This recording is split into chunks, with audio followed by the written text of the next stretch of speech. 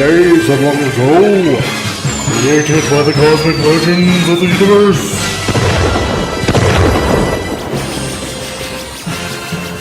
There stands one man, one great man, a man dedicated to preserving all that is good in pop culture. Loved by few, hated by many.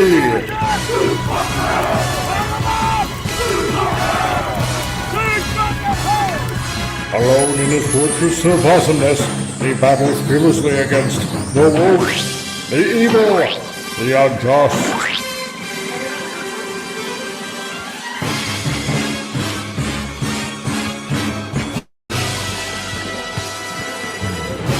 To right that which is wrong, to stand for justice, to serve all mankind.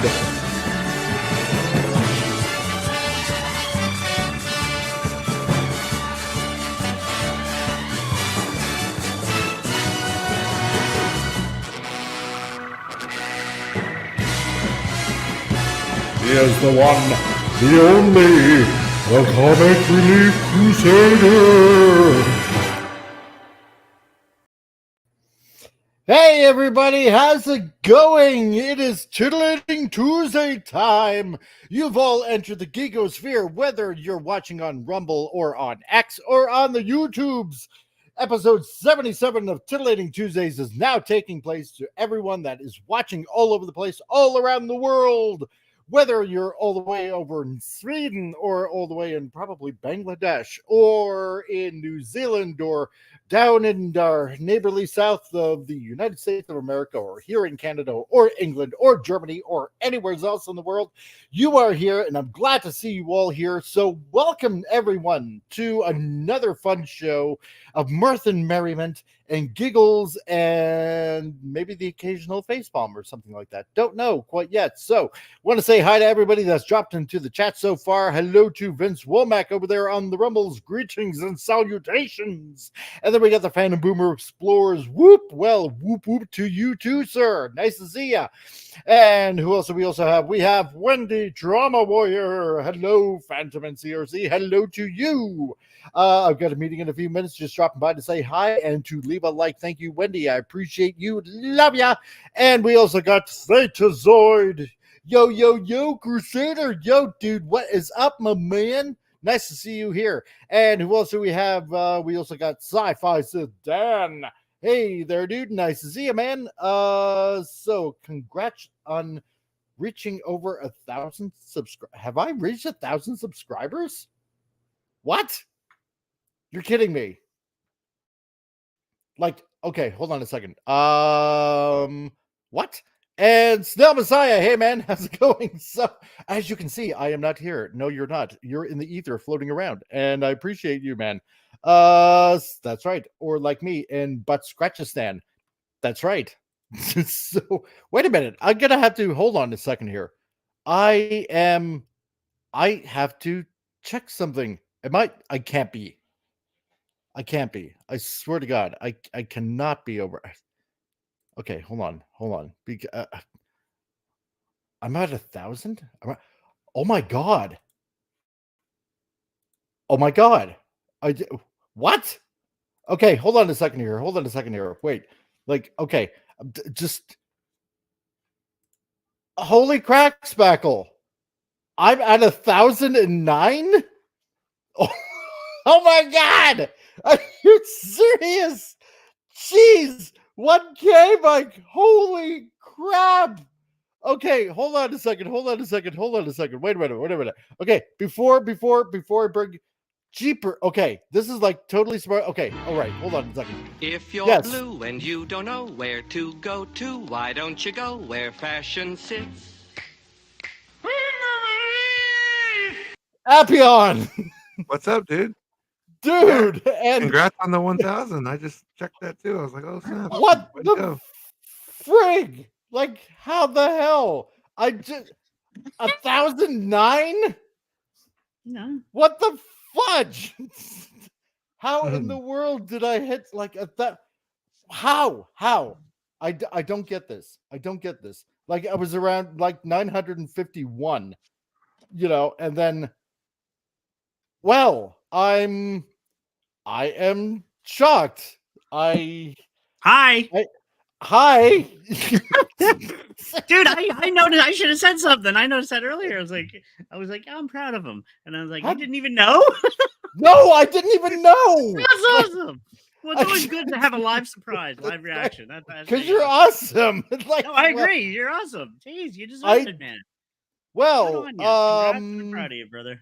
So thanks. I love this reaction. This is awesome. I am gobsmacked right now. So sci-fi said that you okay, you were the first one to see it. So hey, Pop Culture Republic. Hello. He just reached 1,000, by the way, Pop. Get that? Now he doesn't even know until now, and the reaction is awesome. Wow. Congrats. Cool. I have no idea. Yeah, like I love this, man. It's good. You deserve it, though. Seriously. Yeah, better give yourself a sandwich. Yes. Yeah, exactly. Somebody make me a sandwich. Oh my God. Oh my God. Sadly, you're not dyslexic or it would be over 9,000. Yeah, that's right. Oh my God. It's over 9,000. It's over 9,000. And So good. well, hi everybody on Been thrown on YouTube and X and Rumble. I absolutely have no words right now. So, yeah, I guess I am over 1,000 now.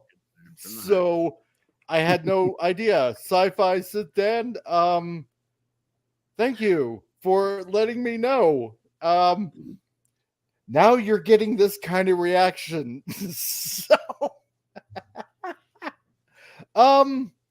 wow. Okay, so I was okay. See, now this with my stupid reaction, like live here, and everything. Yeah, you're right. Yeah, just hope YouTube doesn't take some away. Yeah, exactly, because they're like infamous for that, right? So, okay, you know what? All right, so I was just about to go into stupid news and say hi to everybody, and and all that. Train of thought has derailed. Now, yes. So, because this show is primarily about all the stupids that are going on, and right now, I am just live, just stupefied. Okay, so this channel on YouTube has hit 1,000. Wow. Thank you, everyone. So, Gap After Dark. So we need 1,000 subscriber special show. Yes, we do. So you know what? Okay, because I absolutely did not plan this whatsoever. Obviously, because Sci-Fi Dan just let me know. Hold on. Cheers, brother. Cheers to you. I mean it. Cheers to you. Cheers. Well, okay. we'll plan something for this Friday. We're gonna be doing some sort of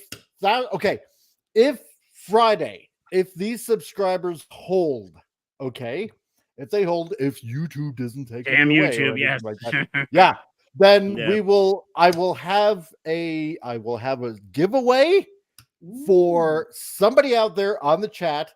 And because holy crap, like we got like 105 people viewing right now. We got 96 on X, and we got 9 people on YouTube, and on top of that, you know, we got our illustrious Vince Womack that's watching on Rumble on top of that. So I'm not going to forget him on Rumble, obviously not.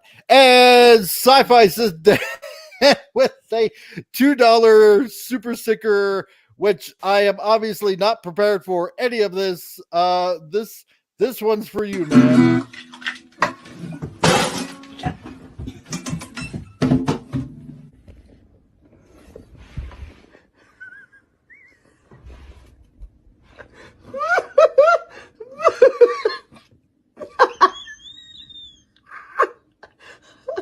Thomas, what are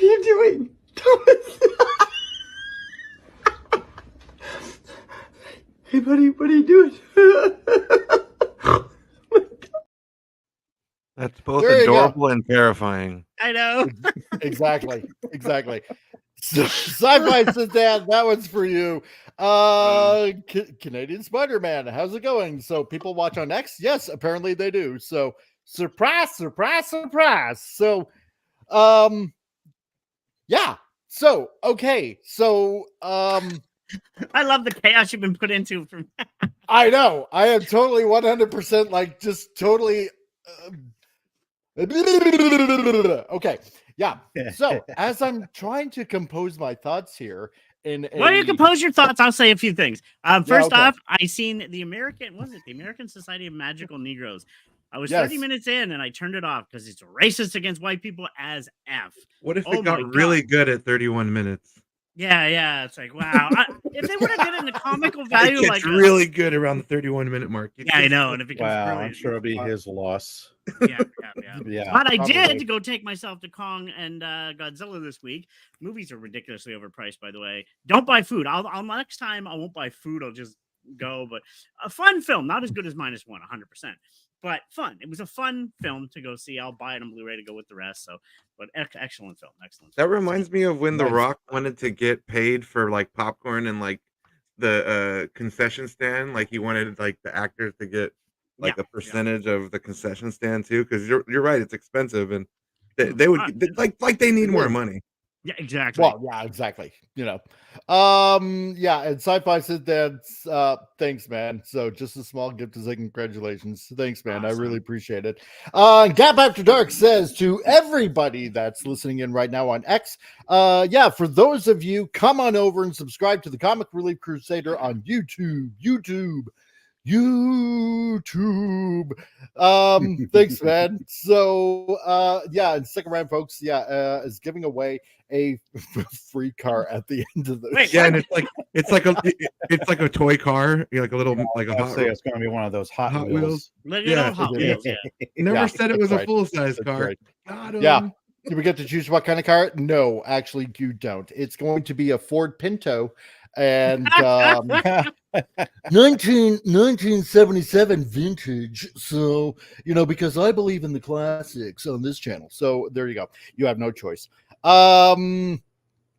So, Appion, how was your Easter weekend? As I try to get back on track. Yeah, it's fine. It was good. Yeah. Did you get any Easter eggs? Did you get any? No, I didn't do that. I remember doing that as a kid, though. My grandma used to put like money in there, and then one year a neighbor kid came over to the house, and he found all the ones with like the $5 bills, like the most money in the eggs. And so my grandma was like, "Yeah, we're never doing that again." The money was supposed to go to my grandkids. She ended up paying like the neighbor's college tuition or something. So. Oh my god, that's nuts. Pop Culture Republic, how was your Easter weekend? Oh, it was good. Very good. Nice, quiet, good weather. Yeah. Great church service. Ah, there we go. Yeah. Did you stuff yourself with copious amounts of chocolate? Oh, no. Not yet, anyway. Okay.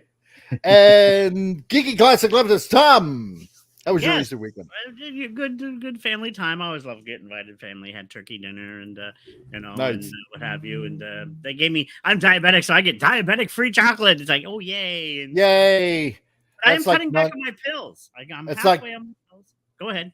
It's like non-alcoholic beer. It's near beer. It's might have the same taste, but you know, at least you can't get traffic cone hugging, asphalt looking geschnickered.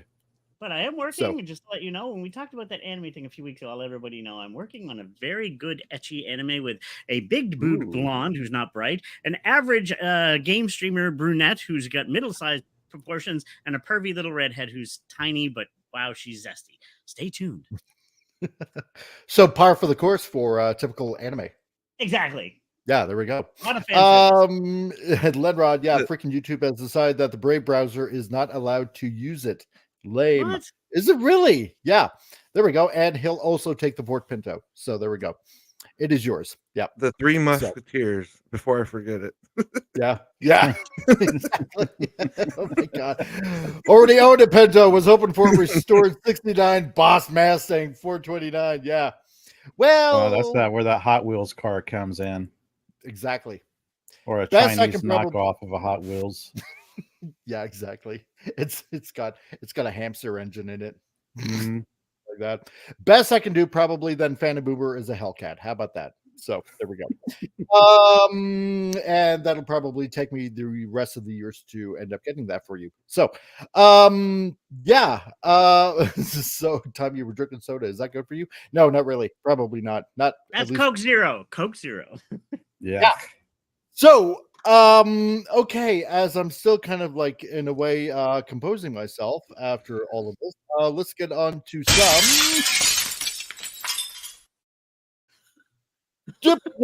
all the news that's kind of fun for you out there to show you how ridiculous today's society is in. And you know what? As we talked about stuff going on in the industry here in Canada, we got more hilarity coming out of the Great White North. I don't understand. Let's see. This apparently our Supreme Court of Canada has ruled that it is problematic to refer to a female victim of sexual assault as a woman, saying that people should say person with a vagina instead. Yeah, that's so much better. Nope. They can shove that Yes, so far up their exactly. booty that it just no. If Episode of Cops. if there's anything that I want in a court of law, if I was the woman, is saying pointing at me or something like that, that person with a vagina, like, oh, thank you for pointing out my my lady bits or something like that. I'm sure that really isn't at all type of demeaning in one way or another or something like that. And Thetazoid, thank you, who has become a new YouTube member. Thanks to you, man. So greatly appreciated. So thank you for joining into the insanity. As a show of gratitude for your service in the past, here's a sandwich. But Thanks for coming, everybody! Good night! No! Wait! What? You got your sandwich? My tallest, an opportunity to prove I truly can be an invader, is all that I ask. Gimme. Let's see. And Canadian Spider-Man has said, wasn't he supposed to do a nipple reveal at 1,000 subs? I mean, I could promise that. Hahowever, I just hit 1,000. Okay, fine, whatever. No, just kidding. That's not going to happen. Random card, yeah, free card. The best I can do is a rusted Model T with no nails. Yeah, exactly. That's right. Or Pinto on block. So anyway, yeah, apparently you can't say what a woman is. That's right. Well, you ever see them when they find get that in Harlem? You ever see when they get approached? They keep so on, yeah. Can you explain a woman? And nobody can ever do. Nobody can ever explain it. And I'm like, what the hell? Why do they look like they're all dressed like they work at like the North Pole with Santa Claus and shit? They're like Santa's helpers. Yeah, a bunch of little elves. Yeah, I was about to Canadian say, Mark. I was like, they're check not the happy date elves. there, I'll and tell you that much. It's not Christmas. Strange cult outfit. Yeah. Asinine. No. No, apparently not. But at least some of the world's starting to showcase All they something need are because hoods. Leah Thompson is officially not allowed to compete anymore, eh? So Oh, was that the man that was beating all the women in women's sports? yeah, That's true. Yeah, so the world is starting to correct itself, and literally the movie Joanna Man has happened in real life. Yeah, exactly. You ever seen that movie where he plays basketball and he gets so kicked out of yeah, the NBA? so So he apparently joins the WNBA? here in Canada. Oh, yeah, that was a silly ass. Yeah. Oh, early 2000s, and it literally came true. Like a movie like that, you never thought would come true, but it did. I know, right? Go figure. So apparently in Canada we can't say woman anymore. We have to say person with a vagina instead. So, that's not making it more awkward. I wonder if you could substitute the phrase birthing person. What could possibly happen? Person with a uterus. Yeah. Oh, yeah. But then again, that might leave trans people out of the mix. So yeah, they might feel sad. Can I tell a the little feelings story might get quickly? hurt. Just it's a quick one. Transsexual So, people want to assimilate, and they want to be right. considered the other And sex. So it's like, yeah, no, but it's these new transgenders. Look at me! Look at me! Look at me! No, that's ridiculous. Stop! right. Hello, Suzanne. Nice to see you. And we also got another person here, just Peter. That's also in the chat as well. So, like that avatar, it reminds me of Men in Black 2. You know, the Balchinian. So, Oh yeah, I don't know. I his just weak find that spot. funny. So, hail to you, Balchinian. just Peter. Nice to see you here. Yeah. So there's that, and we also have this. So apparently, the British countryside can evoke dark nationalist feelings in paintings, warn museum. As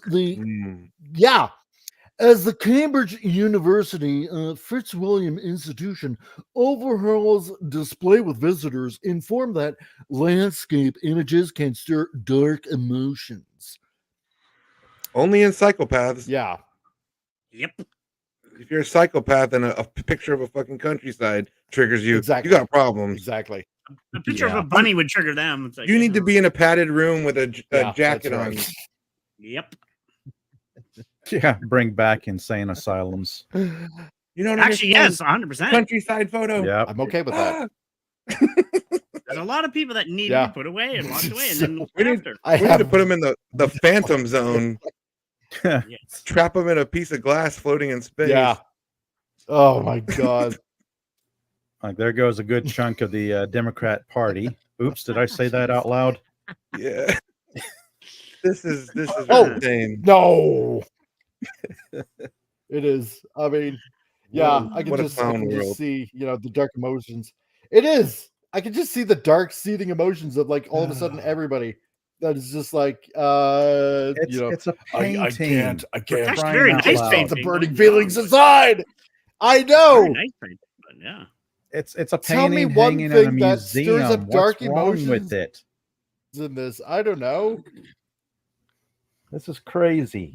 That's just stupidity. If somebody thinks that's dark, they'll look at a bunny and go, "That's evil and gonna kill it." Well, you never know. Rolling green hills that just drives people mad. Yeah. That sky and clouds right. wants to murder us all. Clouds. Oh no, the white fluffy clouds. Yeah. There needs to be more Black and Asian people. Yep. Yeah. This it's not diverse so, enough. So we got that. Okay. How dare those clouds be white? Yeah. Exactly. Yeah. I know. Damn it. So we need dark clouds. We need to make this more inclusive. Was that an April Fool's Day? Oh, jeez. Anyway. No, it was not. Because this was from a few weeks ago. Oh, God. It does seem like one. God. Oh, God. Oh, man. Yeah, right over that hill is where the Klan rally is being held. That's okay. Exactly. That's what it was. So, Suzanne says, yeah, Trudeau needs to get lopped off already. He's a true woman. Exactly. He is. Oh, jeez. Oh, my God. Okay. So, person with a vagina. Yes. Yeah. He's not a woman. He's a person with a vagina. Well, with the one authentic plastic katana sword, we can make him a eunuch. So. But you can't lose what you don't have already. So anyway, as this channel has been completely thrown off course, like from the very beginning. So thanks, I said Dan. Yeah, I know, right? So okay, time to try to get back on course. All right, that's fine. So we had some interesting rumors ever since that Spider-Man movie came out, where it was like the whole multiverse thing and all that kind of stuff. There's been a lot of rumors floating around about SpiderMan4. And this news article came out because there's a lot of rumors going around that apparently SpiderMan4, Sam Raimi shoots down rumors that there's no news. So there's a lot of rumors about the MCU's fourth Spidey flick, as well as Sony contributing or continuing the Tobey Maguire movies. I just want one more with him and Mary Jane, and they're like and he's like Spider Dad, and they have like Yeah, Yeah. that'd be Like cool. they should. They like a should. family life with him and Kristen Dunst, just like Yeah. what they're up to these days or something, you know? Yeah. Exactly. Him That's all I teaching at want. college. Yeah, one Yep. one more. Yeah, not like another trilogy, but just like one like final film. Yep. No Way Home him was out nice. of- but, age him out of high school. Yeah, Yeah. I think we've seen enough Peter Parker in high Exactly. school stories. Yeah. No, Suzanne, you don't have to lurk. Just take fun and solace in the madness that is this channel. No, exactly. Yeah, I want to see grown up Spidey. Just I don't know, just a little bit more grown up. Yeah, him with a happy life with Mary Jane. And because it seems like in the comics they just try to keep those two separate. Like, I just want to see Peter and Mary Jane, an actual Mary Jane, not a faux Mary Jane like they're doing with the new Spider-Man movies. I just want to see an actual Mary Jane. So justice for redheads. That's what I want to see. So now, you know what's funny? I'm probably the only one who wants to see the Andrew Garfield other film. Just one. I'm with you. I want to never- see them finish that. They built it up so much. Yeah. I always liked him too as Spidey. I enjoyed him as Spider-Man. He played a good young Peter Parker. So it'd be interesting to see him play a more grown up Peter Parker now, like he did in the Thing. But he did a good job in the last film when they were together. I would like Andrew Garfield. He was underrated, I found. Oh man, when he got his redemption with Mary Jane and he saved her from falling to death, and like Andrew Garfield's acting in that moment was so perfect. He's like, "Are you okay?" And it's like you could totally feel like how he lost Gwen the same way, and it was just perfectly done. Yeah.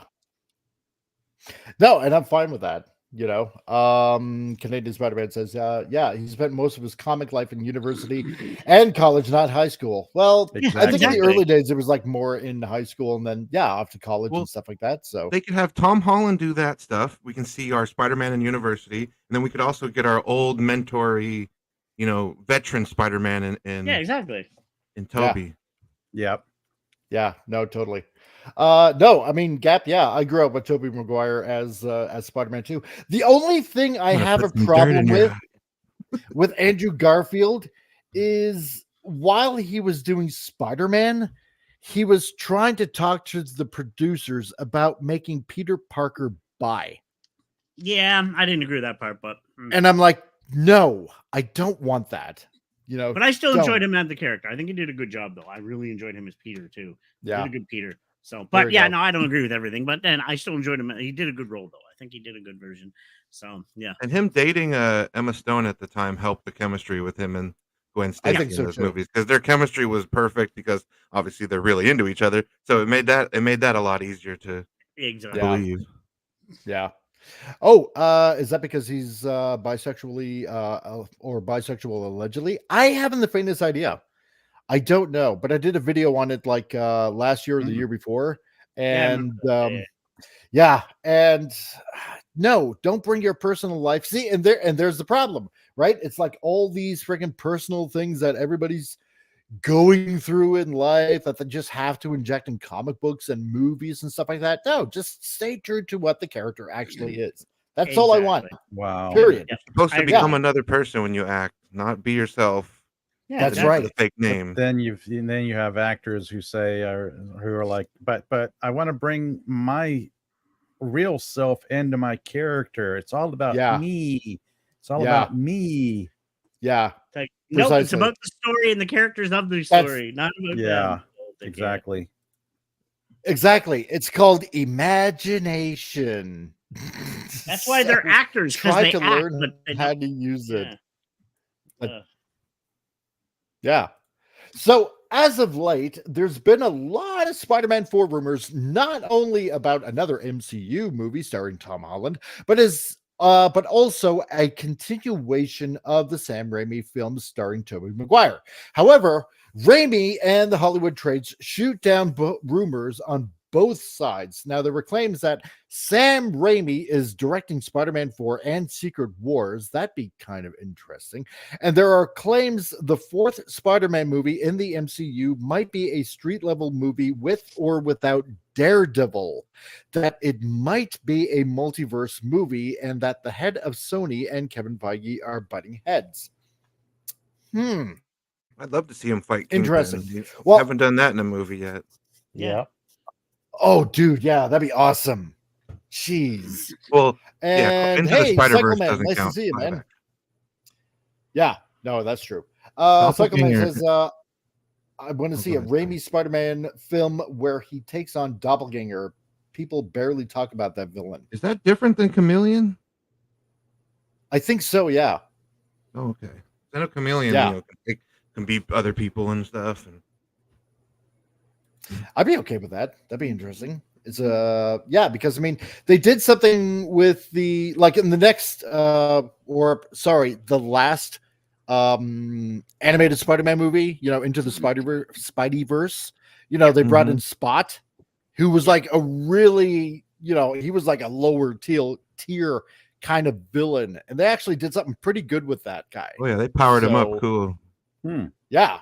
So I I've wasn't seen actually that one. disappointed about that. Got the Miles Morales Prowler too. Oh, okay. I'm excited to see where they go in the third movie. I enjoy those. I enjoy them. But I think they're fun.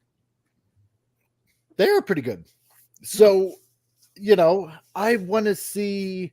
Well, first of all, we're gonna have to see what happens to Deadpool 3, right? And how that's all gonna happen.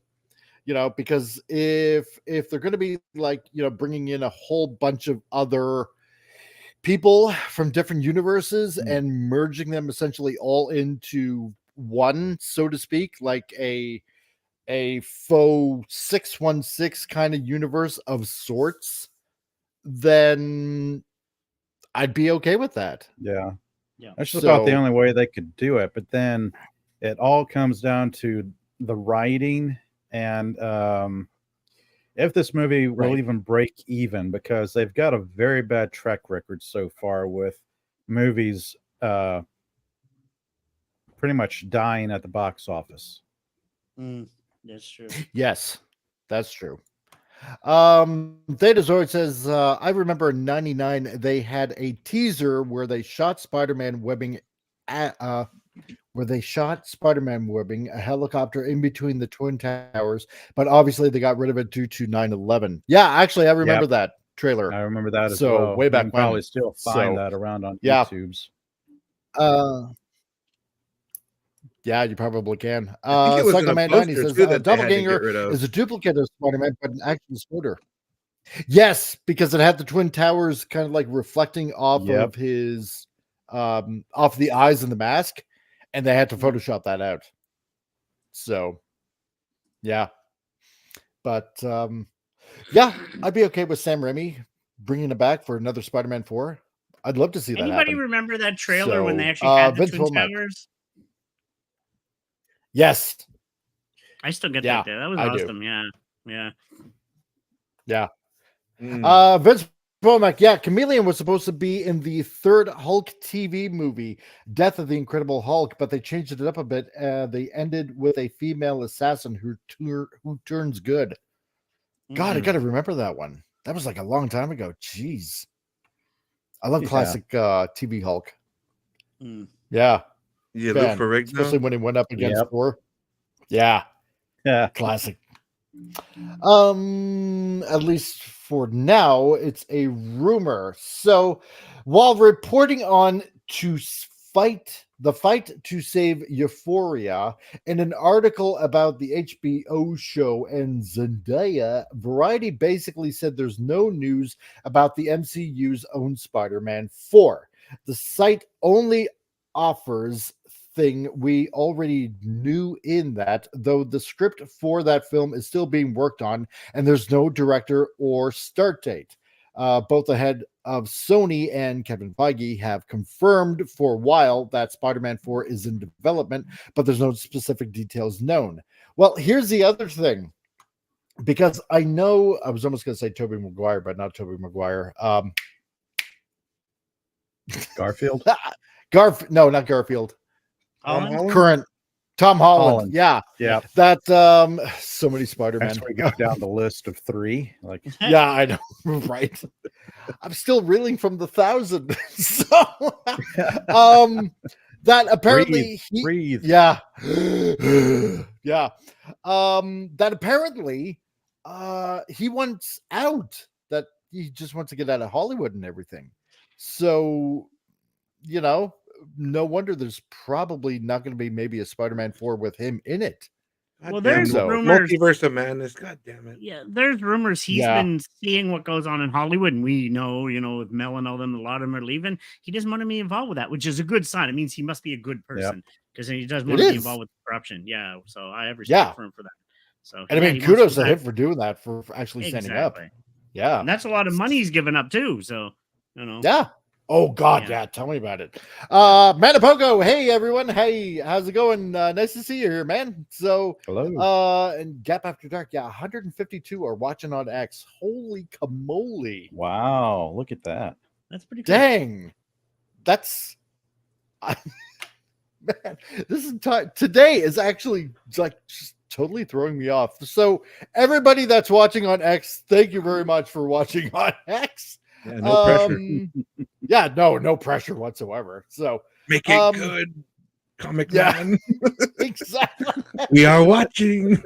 Dance, monkey, dance and perform like you should be. So no, I'm not getting nervous. You're getting nervous. So. No, none of you.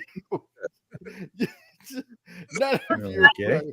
I want to hear you puking on air. No. Yeah, exactly. So just breathe. Just breathe. It's okay. Breathe. Get a little bag and breathe in. Yeah, exactly. Should I go watch an X instead of YouTube? No, I need the hours. So you're stuck here. You know. Thank God. Hey, and if anybody listening on X, go to YouTube and subscribe if you haven't already. Yeah, because when you're on YouTube, you're actually more part of the show. Yeah, exactly. We'll see your comments and maybe we'll interact with it. So you have a higher chance of being a part of the show when you're over here on YouTube. Exactly. That's right. And you know, hey, that being said, you know, check me out on YouTube. You know, subscribe, add to the plethora of people that are joining up on the channel, becoming a member and throwing in super chats left and right and stuff like that. You know, I'd really appreciate it. It'd be awesome to see what your comments are. So yeah, I mean, because that's the last that I heard, that he wanted to get out of Bollywood, you know, just speaking about stuff that's going out and stuff like that. And and I mean, you know, total kudos to him for standing up, because he's one of many that just want to get out of it. And I don't like what's going on, because you know, there's a lot of shady stuff, and this is more and more what we're hearing out of this. So he wants to go back to the UK, I heard too. So completely, he wants to just go back. So yeah, and I don't blame him. It does open the door for another actor to come in for Spider-Man. If they give him lots and lots of money, they could bring in Nick Cage. Well, he's gonna be Spider-Man. I heard that was actually going to happen. Yeah, Spider Noir. I thought I read that someplace. Like Amazon or someone's trying to make it or something. Oh, see, I'd be okay with that. Yeah, but I mean, I've always liked Tobey Maguire. It just seems like he has a bit more personality. I don't know. It's just, maybe it's from the first movie where you actually believe that he was, you know, quite the geek, and it really worked because he did an excellent job of bringing the character from the comic book pages to life. You could really believe he was a high school geek who all of a sudden had incredible strength and abilities. I love when he's on the roof trying to shoot the webs for the first time. Go web, go Shazam! I love that web. Go web powers. Yeah. Tally ho! It's just insane, you know. And I loved it. It was just like this innocence that he brought to the whole movie. Yeah. You know, well, I got a kick out of the scene of the new one. They ask him, said, "Your webs come from you?" And they're all like, what? Yeah.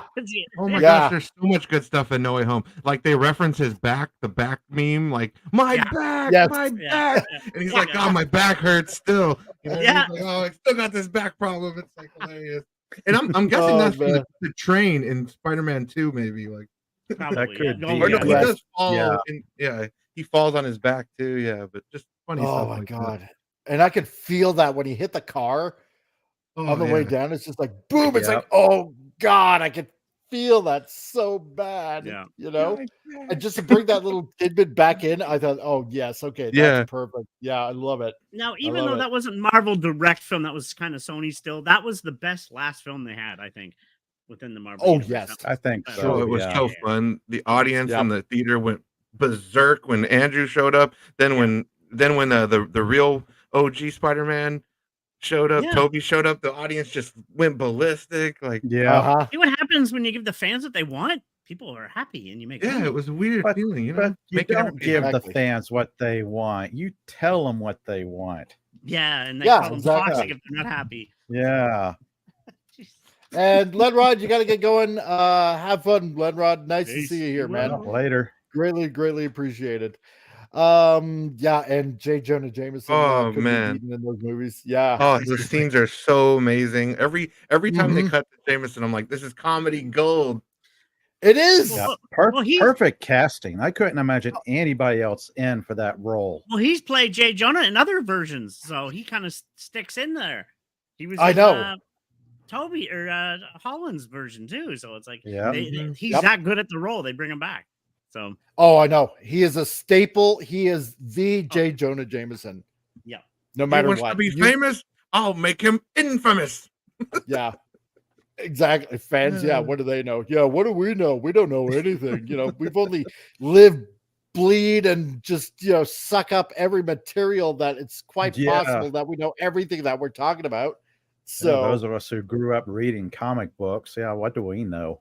Yeah, exactly. Yeah, J.K. Simmons. He's actually a really good actor too in other roles. Oh, he's fantastic. Oh, he's an amazing. That's actor, right. But he does great, J. Jonah. Oh yeah. And yes, Spidey, this actually does work on X. So now you know. Now I can see your comments also on X. And Killer Rabbit from Space, how's it going, man? Greetings, humans and panel. How's it going? Nice to see ya. I've always liked the Tobey Maguire movies. You know, it just, like I said before, it just brought a certain kind of innocence to it. And Andrew Garfield. The third one has its problems, but when you look back, like I kind of forgive it a little bit more today because we've gotten worse superhero movies. But at the time, it was the worst superhero like movie. Like it had its problems, but like I watch them, like I was a little too hard on you, wasn't I? Yeah, emos dancing Spider-Man and. Yo, God, yeah. I love the dancing Spider-Man bits. Oh, and then the other thing I really enjoyed about the Tobey Maguire movies is what was it? The Asian lady that's in the streets, and she's always playing like some sort of instrument or something, and she's like, Spider-Man, Spider-Man. Oh yeah. Where you going to, Spider-Man? Where are you going, Spider-Man? You know, it's just so hilarious, right? I don't know who that lady is, but damn, I'm gonna have to go back and watch them again. I bought the box sets for all the series. So they had the Lucy Lawless cameo too. Yeah, I was about to say, Xena, eight hands. Sounds kind of hot. Sounds kind of handy. And Theta Sword, I totally agree with you. Sandman was really good in that. I really enjoyed him in it. So he's a good actor too, and Sandman, he did a really good role. Venom was just tacked on, and he's like really only in the movie for like 10 minutes, and he like just hangs out in Peter's closet for like 2 weeks. It doesn't make any sense. That's true. Oh my god. It's just the way they could have picked somebody better than what's his face from that Topher Grace. Topher Grace. Eric Foreman as Venom. Like who the casted this? Like this is horrible. I know, right? God, Topher Grace, like seriously as Venom. No, give me some, give me a guy that had a bit more meat on his bone. I think they were going on the popularity of his TV show at the time. Yeah, that's true. So, but so apparently, so regarding Continuing the Tobey Maguire movies, at WonderCon, CBR spoke with Sam Raimi, who said he hasn't heard anything about his own Spider-Man 4. So he said, well, I haven't heard anything about that yet. I did read that, but I'm not actually working on it yet. I mean, Marvel and Columbia are so successful with the current Spider-Man movies and the track there, and I don't know that they're going to bring me back and say, well, folks, we can also tell that story. He also continued, I'm not sure, but I love all the Spider-Man movies. I loved Spider-Man No Way Home. It was really super powerful seeing Tobey Maguire in it again. You know, thank God. No, for let's that. let's be honest. If DC can bring back more than one Batman film, you can do more than one Spider-Man film. Yeah, exactly. Yeah. Precisely it. Cycleman says, if Spider-Man 3 just kept Sandman as the main villain and the symbiote Spider-Man, it would have been great, and then should have teased Venom for Spider-Man 4 at the time. Nope, we needed Venom and New Goblin and this and that and everything. Yeah. They fell into the trap of having too many villains all at once. Yeah. Exactly. Much like that Batman and Robin. Yeah. Oh, God, yeah. Jeez. Oh, Cycleman, I agree with that 100%. And SB4H, hey, dude, nice to see you here, man. Awesome.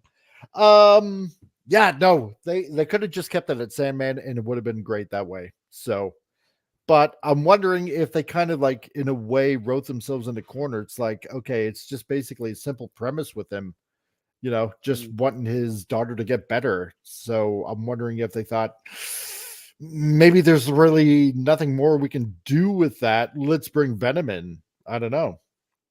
Yeah, and then they needed to finish the whole trilogy's arc of Perry's story of him becoming Little Goblin Jr. Hey, it's Little Goblin Jr. Yeah. I do like that line from Peter Parker, man. That was good. Look at my God, yeah. Oh, and then bringing in Dallas Bryce Howard as Gwen. Yeah, as Gwen Stacy, and like the whole she kisses him upside down, and then you got the scene where Mary Jane's like, "How could you do that? That was our kiss." And it's like, oh boy. I know, man. If you didn't have women problems before, yeah, exactly. Next on Spider-Man 4, Revenge of Mary Jane Parker. So, God, I would have loved to see that happen. Yeah, and they totally cast Eddie Brock 100% wrong. They did 100%. They should have gotten somebody way better. Sandman, great actor. You know? That guy did great, but yeah, Topher Grace is not Venom. I am so sorry. No, totally. So, but I'm glad that Sam Raimi actually likes all the Spider-Man movies. Mm-hmm. So, which is a good sign, I'm thinking, right?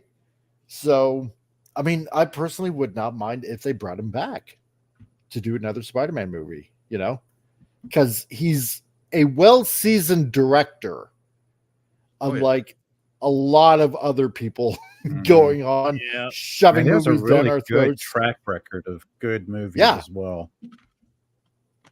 No, very few flops. I can't think of any. But they might not bring him back because he doesn't have an agenda. Well, that could be it too. That movie 65 with Adam Driver did that. I don't know if that one did well. The dinosaur. That was interesting. And then Drag Me to Hell was another weird one too. Yeah, where it actually ends on a super negative, sad note, like not a happy ending at all in that movie. No, see, because he likes to do a lot of kind of, I don't want to say fun horror, but he likes to do a lot of horror. Like sometimes gross out horror, where he wants you to be kind of like squeamish and like, ooh, that's nasty. Yeah. Evil Dead comes to mind. All of them. Oh man, those frisky trees. Yes. Bruce Campbell, the best. Oh yeah, Bruce Campbell. Bruce Campbell covered in fake blood, standing in a cabin by himself, laughing like a maniac as a deer head on the wall is looking at him and laughing like a maniac. Yes. And I'm just watching this scene. I'm going, God, this is a fun scene. It's just chaos, right? And then you go to Army of Darkness, which just goes way overboard. That movie. Oh God, yes. It is so awesome. The skeleton jokes, man. I got a bone to pick with you. Yeah. You're a sight for sore bones. Oh my god, it's so good. They're classic. Yeah, but it's so awesome, and that's what made it all memorable. This is my boomstick. You know? Yep. Shop smart. Shop smart. smart. Oh Yes. man. Maybe someday we'll get a proper sequel to that. Any of you. Well, they kind of did. Yeah. Well, he's Versus Evil Dead was a pretty good show. Well, they had the TV series which he was in, which kind of sequeled it. Yeah, which is interesting, and he's kind of connected loosely with the movies, I guess. So they did have him. Remember at the remake or the one with the younger cast, he at the end at the post credits, you hear him go groovy. I'm like, oh, so yeah, because it's definitely connected with the movies because Lucy Lawless plays Ruby, the sister of the girl from Evil Dead 2. From Evil Dead 2, yeah. So that's true. And they hey, do try Penny, to tie it nice all. to see ya. And the Clendarian dagger and all that jazz. Oh my god, yeah. It was so good. And hello to Penny. Hi, That just made Penny. it to the chat. So Hello. how's it going, my lucky Penny? Nice to see you. And and Theta's like, groovy. Yeah, and I remember Sam Raimi saying he was gonna have Bruce Campbell be Mysterio in his Spider-Man universe at some point. Like he was gonna take him from just a small little cameo and actually make him a villain. And I thought that would have been fun. really cool. Yeah. Oh man, because he would Good so game, by the ham way. it up. Anybody has a chance to play the Evil Dead game? Bruce Campbell actually uses the voice and everything. Such a good game. Such a good game. Anyway. Yeah. Now, Raimi also admits he hasn't talked to Tobey Maguire, and he says, I haven't talked to Tobey about it, but maybe Marvel has, or Columbia Pictures, he added. But I just worked with Marvel on a movie called Doctor Strange and the Multiverse of Madness, so I'm on great terms with them. I'm sure I would hear about it if it was in the works. I think so. I don't know. So, yeah, we don't know. Don't know if he might be doing a Spider-Man 4. It'd be awesome, I think. Doctor Strange and the Multiverse of Madness. It was.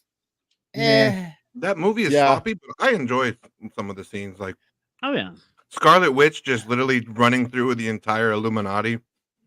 Yeah. Killing Xavier. She's a powerhouse. She's not overpowered at all. She is a powerhouse in the comics, though, too, is she not? Like, she is a powerhouse. Yes, she is. Yeah, like, and well, I mean, she made all mutants disappear. Yeah, the House of M storyline. Yep. Yeah, that's right. So, and I'm sorry, but what's the name powerhouse. is kind of hot that plays her. So, oh, did I say that? I will allow that. She is. Yeah. She's the best Olsen twin.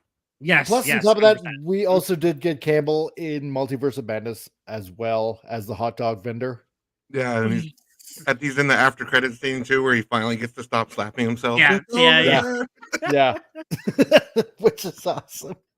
Oh my God. Vince Womack says Bruce being Mysterio would be a great way to explain why he was all around in different disguises. Yes, exactly. He's at the French restaurant. He's the wrestling announcer. Yeah. Yep. And at the theater. Mm-hmm. Where he wouldn't let Peter in, and because it would kill the illusion. That's right. Yeah, the illusion. See, perfect Mysterio. Yep. Exactly. So I would love to see that. That'd be awesome. But no, I don't know. Who was everybody's favorite Spider-Man there in the chat? You know, was it Tobey Maguire? Was it Andrew Garfield?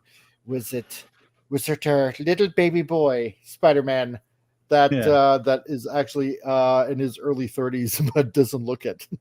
So I'd be interested to see, everybody that's watching on Rumble or X or on YouTube. Like I said, me personally, it's Tobey Maguire. I guess your first makes the greatest impression, I suppose. For me, it's split. Yeah, Toby is my favorite Peter Parker, and then Andrew Garfield is my favorite Spider-Man in the suit with his quips and shit. Interesting. I like how Andrew is in the suit. I don't like him more as Peter Parker than Toby. I think Toby was a better Peter Parker. So for me, Toby, Peter Parker, Garfield in the suit. I could go with that. I like Tobey Maguire as well. Andrew Garfield on the suit.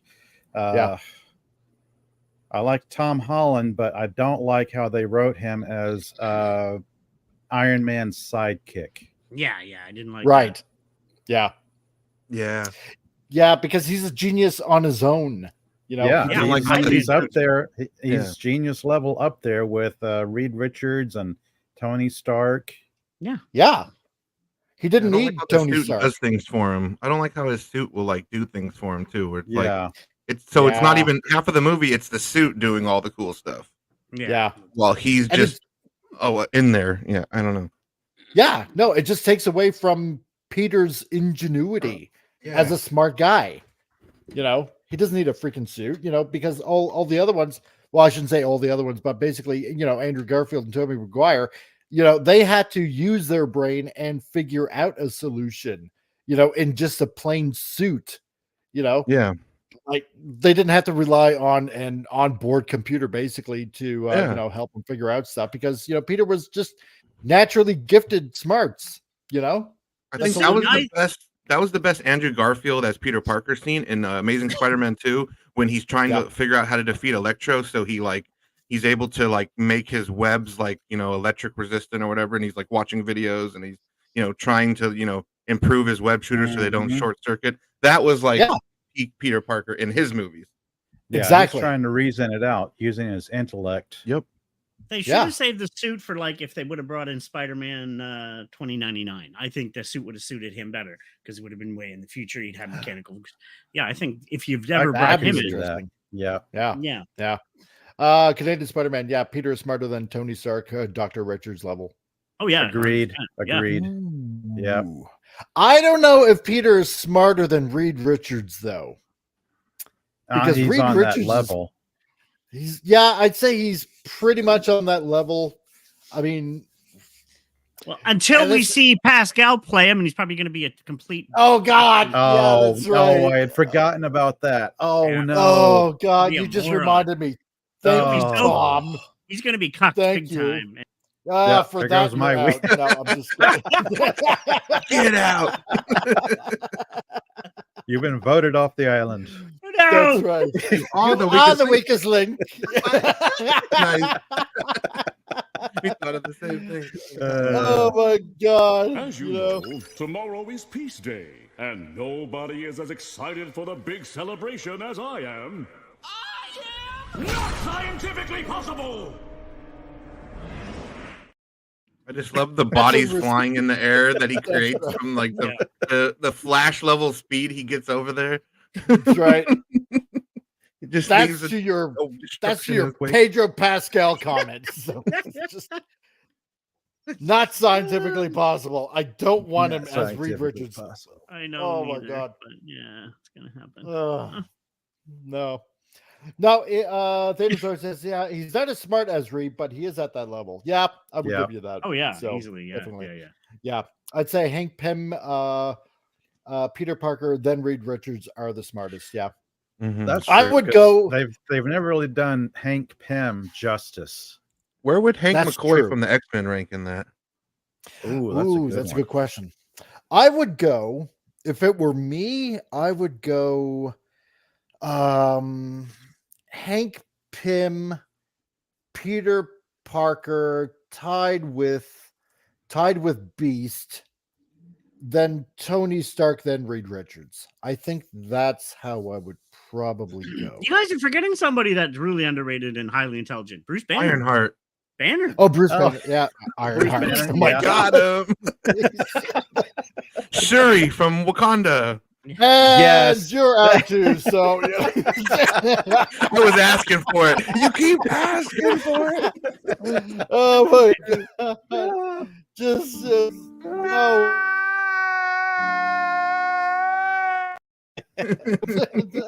That was me backstage.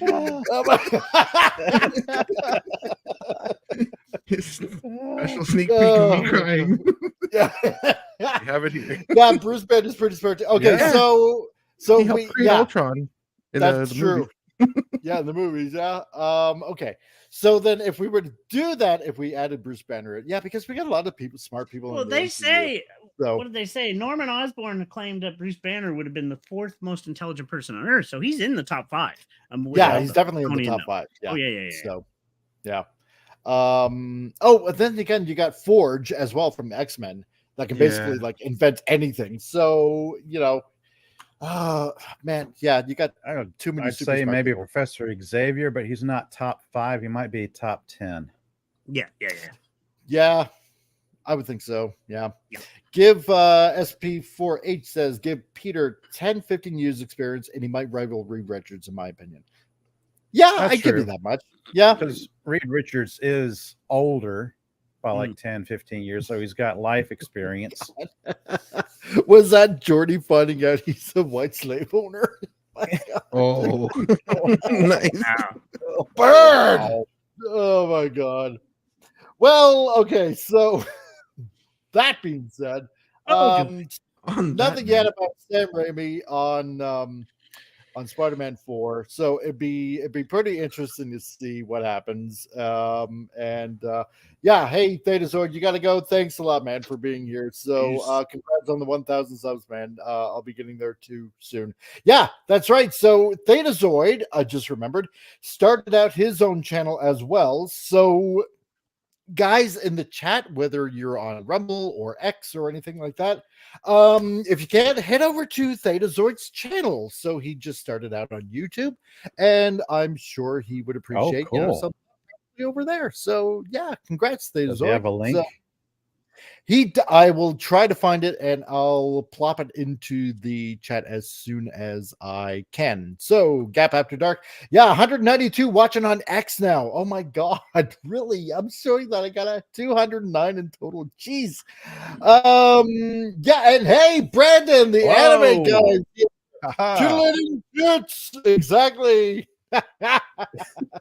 Nice to see you, man. Hey, Brendan, I just hit over 1,000. Damn, I had no idea. This just snuck on me. So yeah, nice to see you here, man. So I'm glad that you're a part of this. So because now that I'm over 1,000, it's going to be a very interesting adventure now. My friend. Yes, Ted, my friend. I have a feeling things are about to change in a most outstanding way. I could not agree more.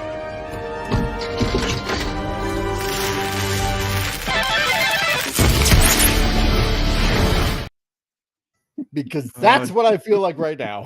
So John Wick just having some fun. Exactly. That's right. So yeah, nice to see you here, Brandon. It's awesome that you're here. And you just made it in time for commercial time. But in this case, we're not going to be showing a commercial. We're going to be showing a public service announcement, because on this channel, we don't do enough of that, for the people that are out there, because, hey, it's a hazardous place to be navigating in society today. And, I just feel that I should do more for everybody that's in the chat out there with a public service announcement. So to everyone out there, this is for you. The racist and biggest greatest nightmare. Social justice warriors. It's the bias response team. If you've been offended, your feelings must be defended. Freedom of expression is a microaggression. Here comes Angela Frey. He's always ready to fight fascism with fascism. Starbucks windows don't stand a chance. Ethic enhancer. He's a systematic racism finder. Using the powers of screaming and shame, they win every debate by calling your names. They're heroes who think that they're victims. Social justice warriors.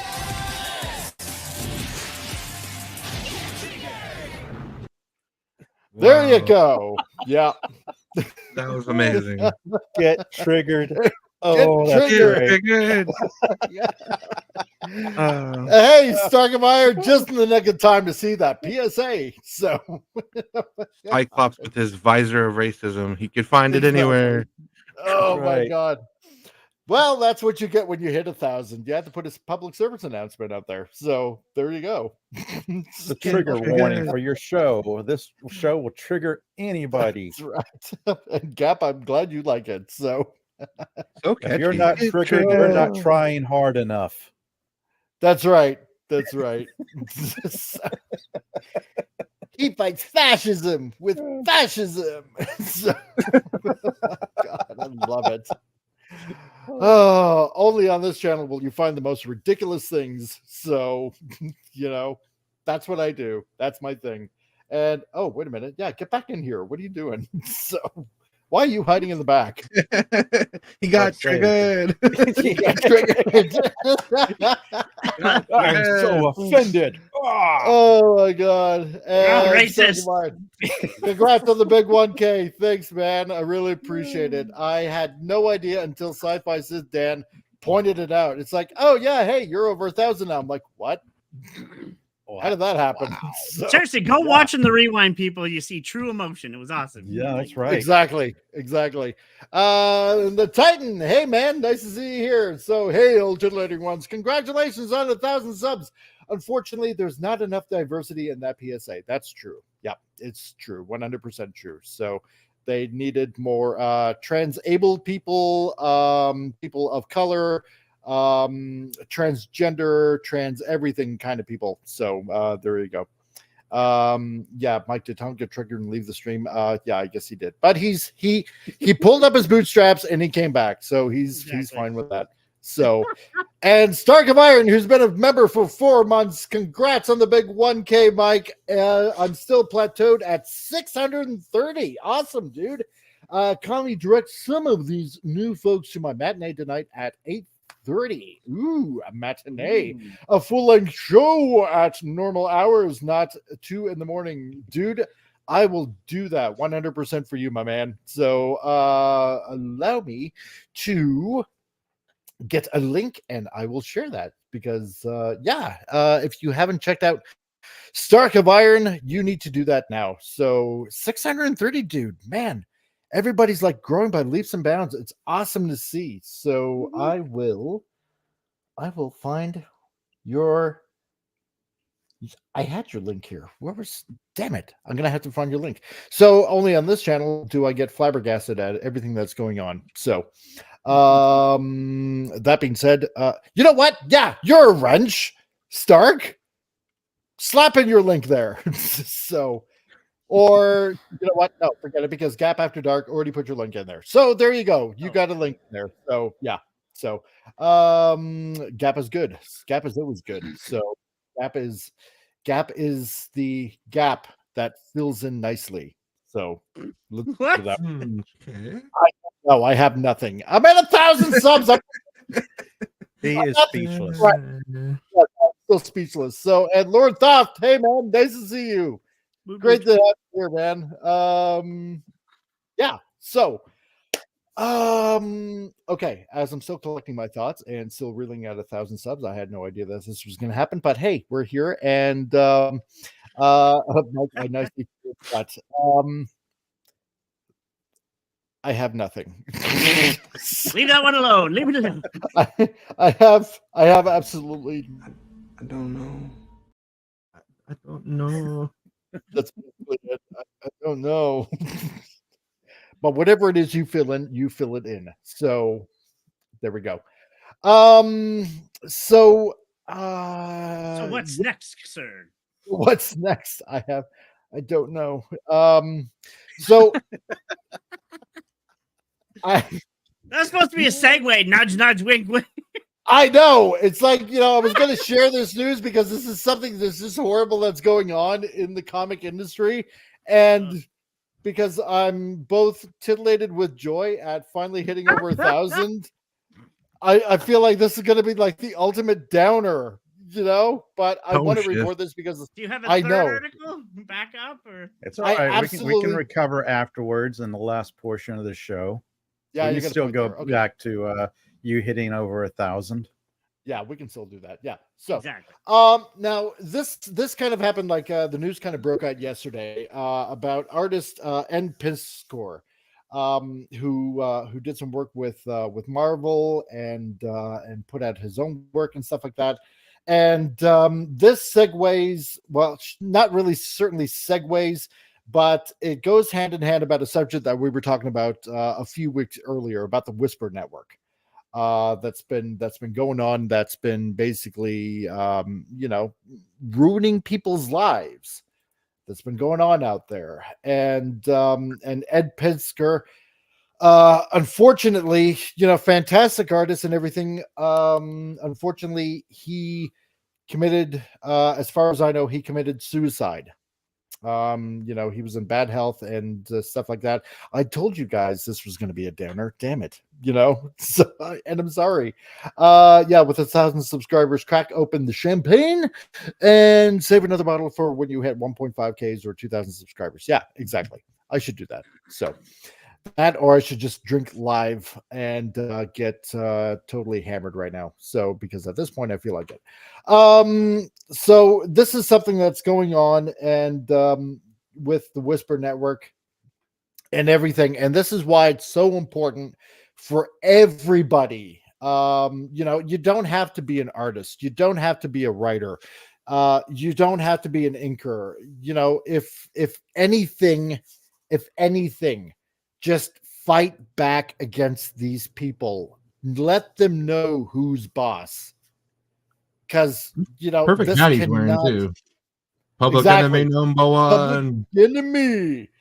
So this is what happened. So after posting a long note regarding his intentions and naming comic book industry Whisper Network goons Alec DeCampi and Ramon Villalobos as a large part of the reasons for his actions, Ed Piskor of cartoonist K-Fab has confirmed dead by his family in a Facebook post. Okay. This tragic act culminated after a week of comic industry cancellations of Ed Piskor following the reveal of alleged misconduct by two artist women who happened to be both named Molly. One of those women was underage at the time Ed Piskor was allegedly flirting with her. His sister posted to Facebook saying that it is with the most broken heart that I share my big brother Ed has passed away today. Please keep our family in your prayers, as this was the hardest thing I've ever had to go through. That is what she posted on Facebook. So,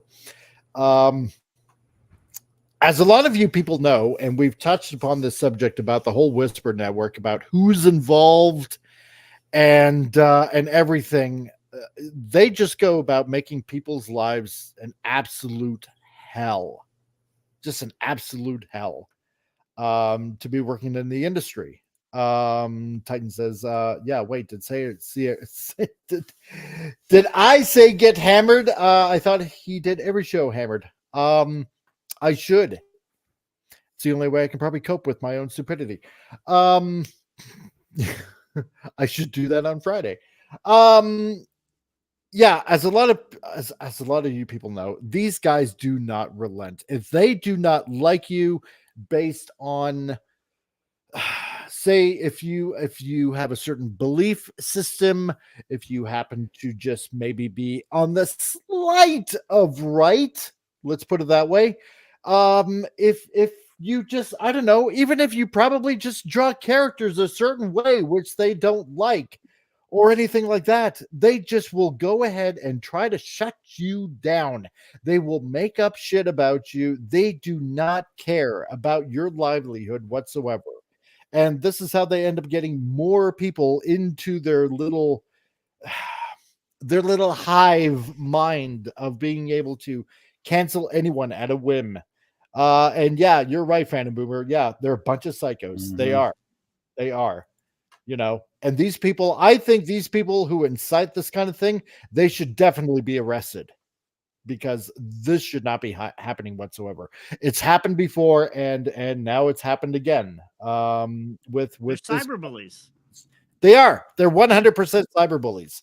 Yeah. You know, Heather Antos is one.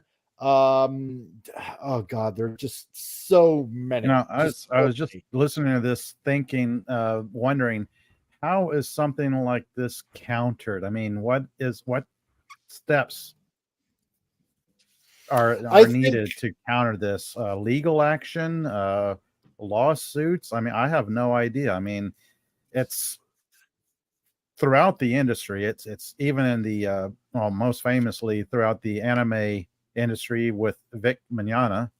Yeah. Similar situations. Yep, it does. And Gap, you're right. Yeah, calling out the bullies helps. It's true.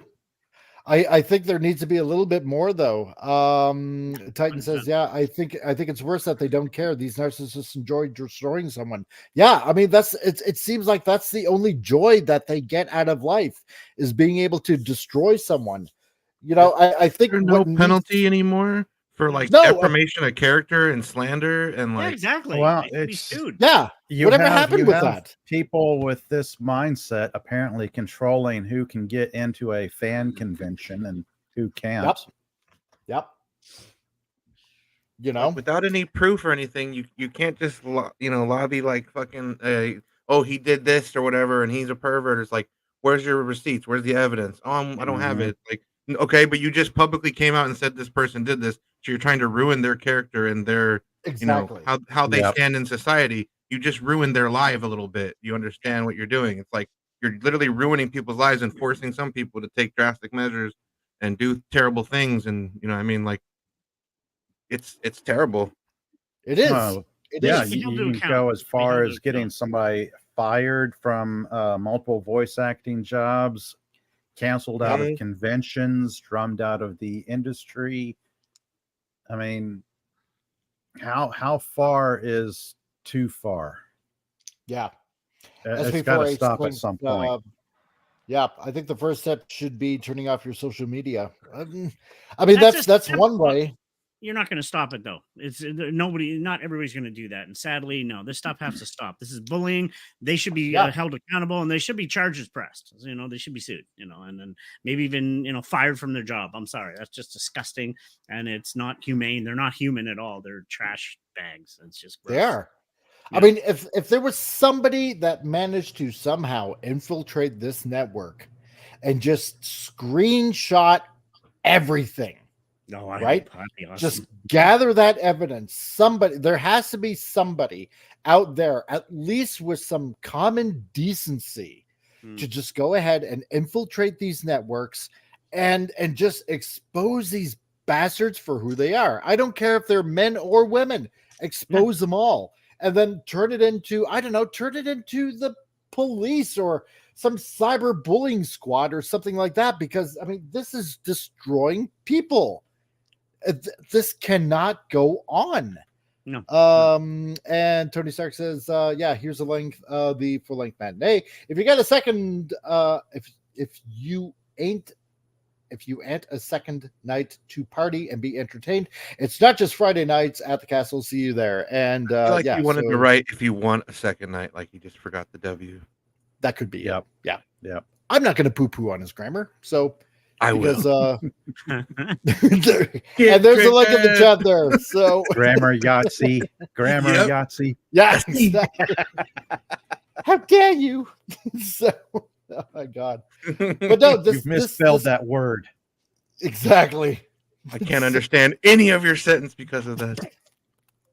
I award you no points. I mean, God have mercy on your soul. That's poor sentence structure and bad spelling. Exactly. Goodness. That make me kind of sad in pants. Now I want to go watch that whole movie. I love that movie.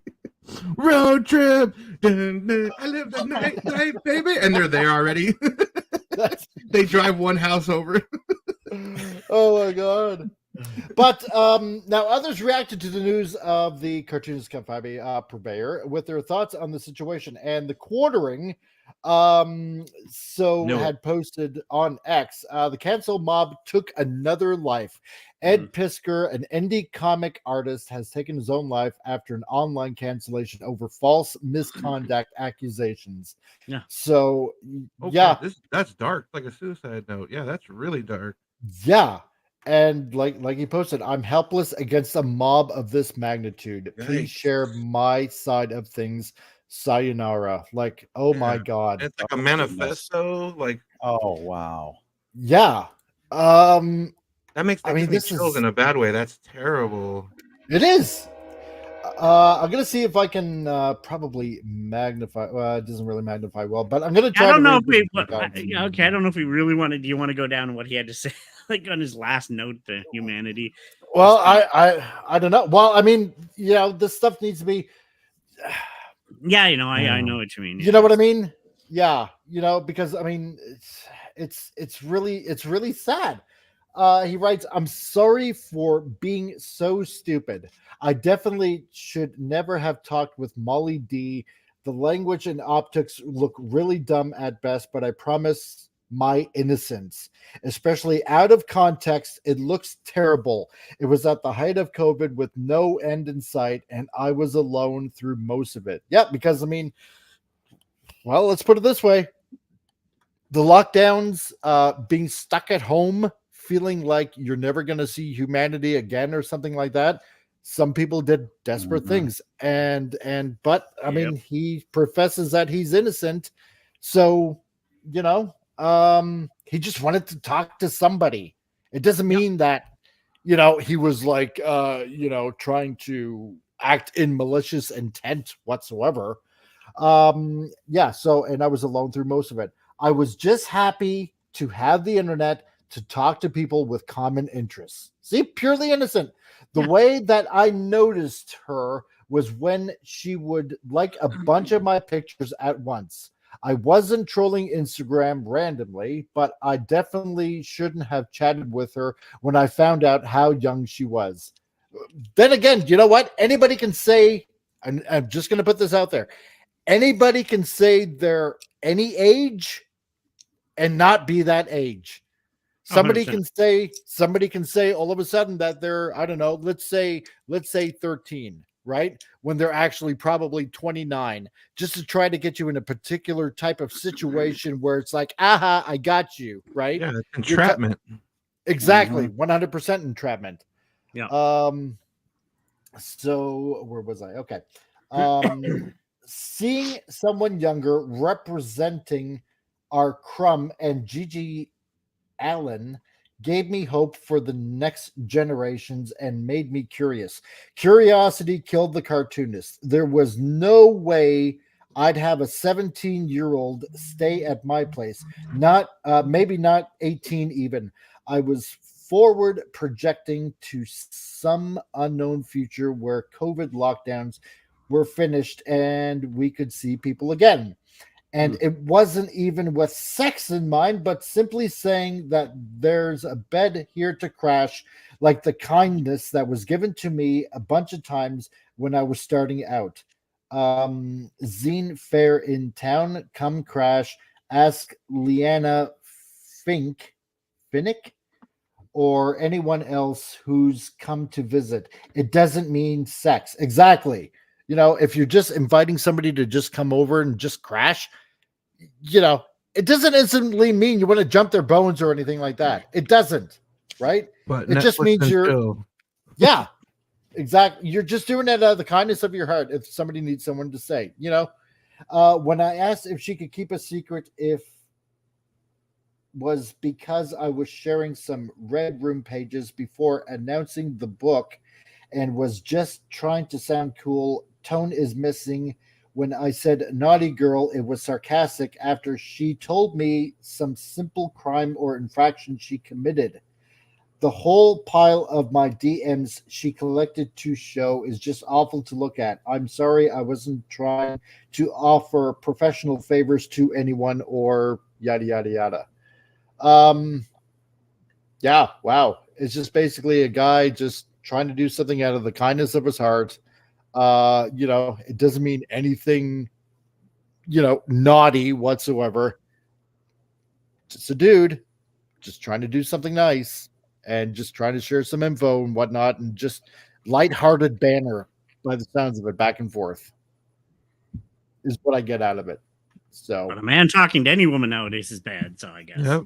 I was about to say, any man who says hello to a woman and they take it at the wrong tone can be canceled. Yeah. Yep. Oh, yeah. Like what Henry Cavill said in that one interview. He was like, "Yeah, I don't like dating. It scares the shit out of me." And they're like, "You?" And he's like, "Yeah, you can't even approach a woman anymore. They immediately think you have an ulterior motive or something." It's like, yep, that's the world we live in. Exactly. I mean, this is just nuts, right?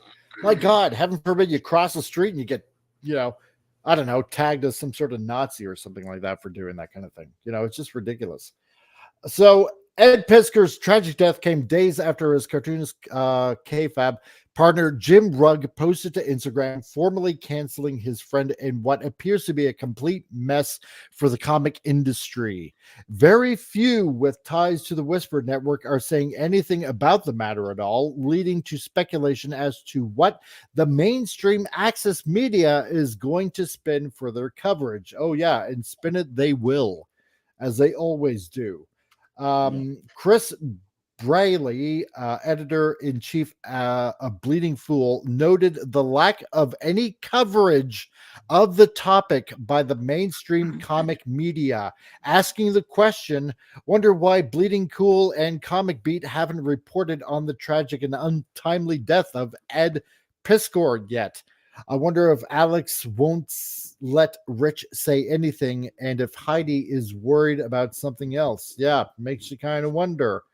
So, because you know what? Even I saw, I believe Rob Liefeld even acknowledged this guy's passing away, and said that he would be greatly missed. I've seen a lot of people that knew this guy and calling this kind of crap out. This is like unbelievable.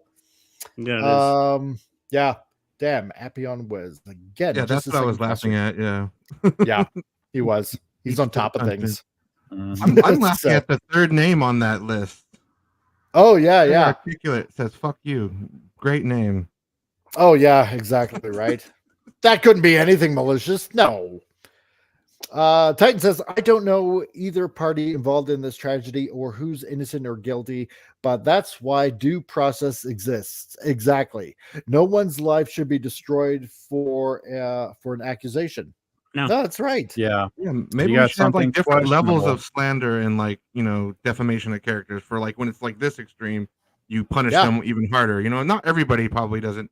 You don't want to like make that like globally more intensive a punishment, but just for like specific cases like this, these people should be like we were talking about before, shamed, like in Game of Thrones, like make them tar and feathered. Let's bring back tar and feathered. I'm okay with that. Walk to the street, tar and feathered, and yo, Diesel, nice to see you, man. Oh hell, Megatron, he says. Yes, hail to you, Diesel. Nice to see you, man.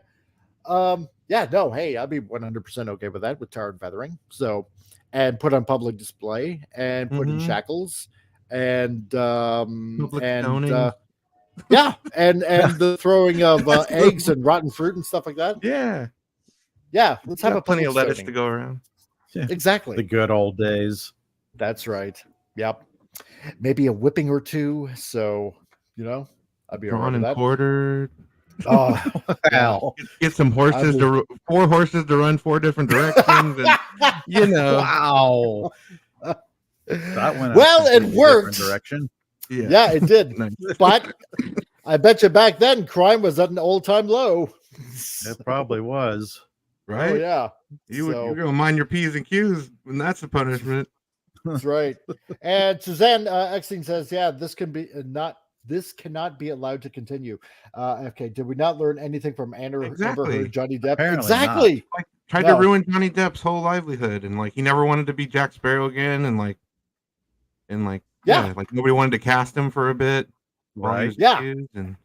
And now look at the mess. Disney wants to do a Pirates of the Caribbean that's like basically female crew or whatever it is now. They just that'll sink. Oh God! no no pun intended. Yeah. And what happened with Justin Roiland too? Like they literally kicked him off of his shows that he created, like Rick and Morty and solar opposites, and then we find out he's innocent, but now he can't get his show back. So the damage is done. He's literally lost his baby, his magnum opus has been taken from him. Exactly. But it's always curious that. Yeah, we got. Oh, sorry. Go ahead. Oh, sorry about that. No, we go got ahead. questionable things that really need to, if they're actionable, they need to go to a court of law, not a court of public opinion, which is where everything is being tried. Public opinion, court of social media. Yep. These people should be fired. That's people don't realize losing their jobs will be the worst thing for them because then they're done. Messiah. I'm sure that was right.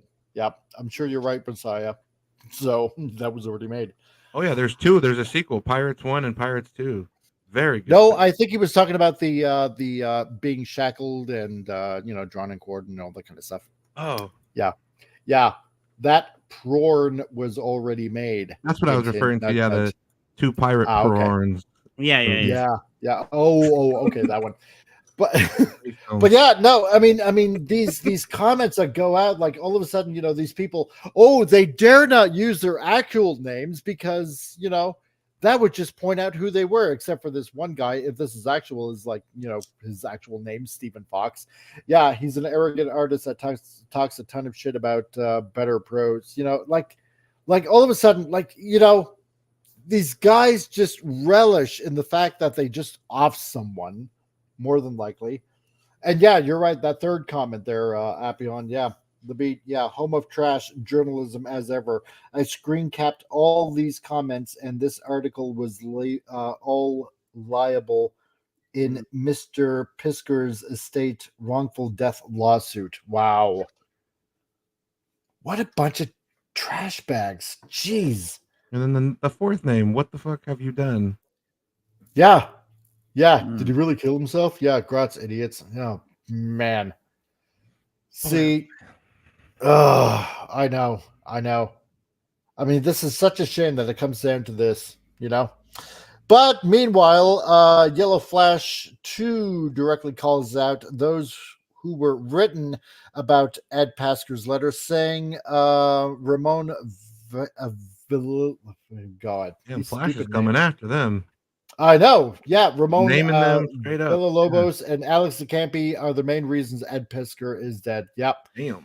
So know these people because they are a part of the Whisper Network. These are also people. I'm going to put their names up there too, so you know their names. Anything that they publish, anything that they plug, anything that they draw. I want these people known.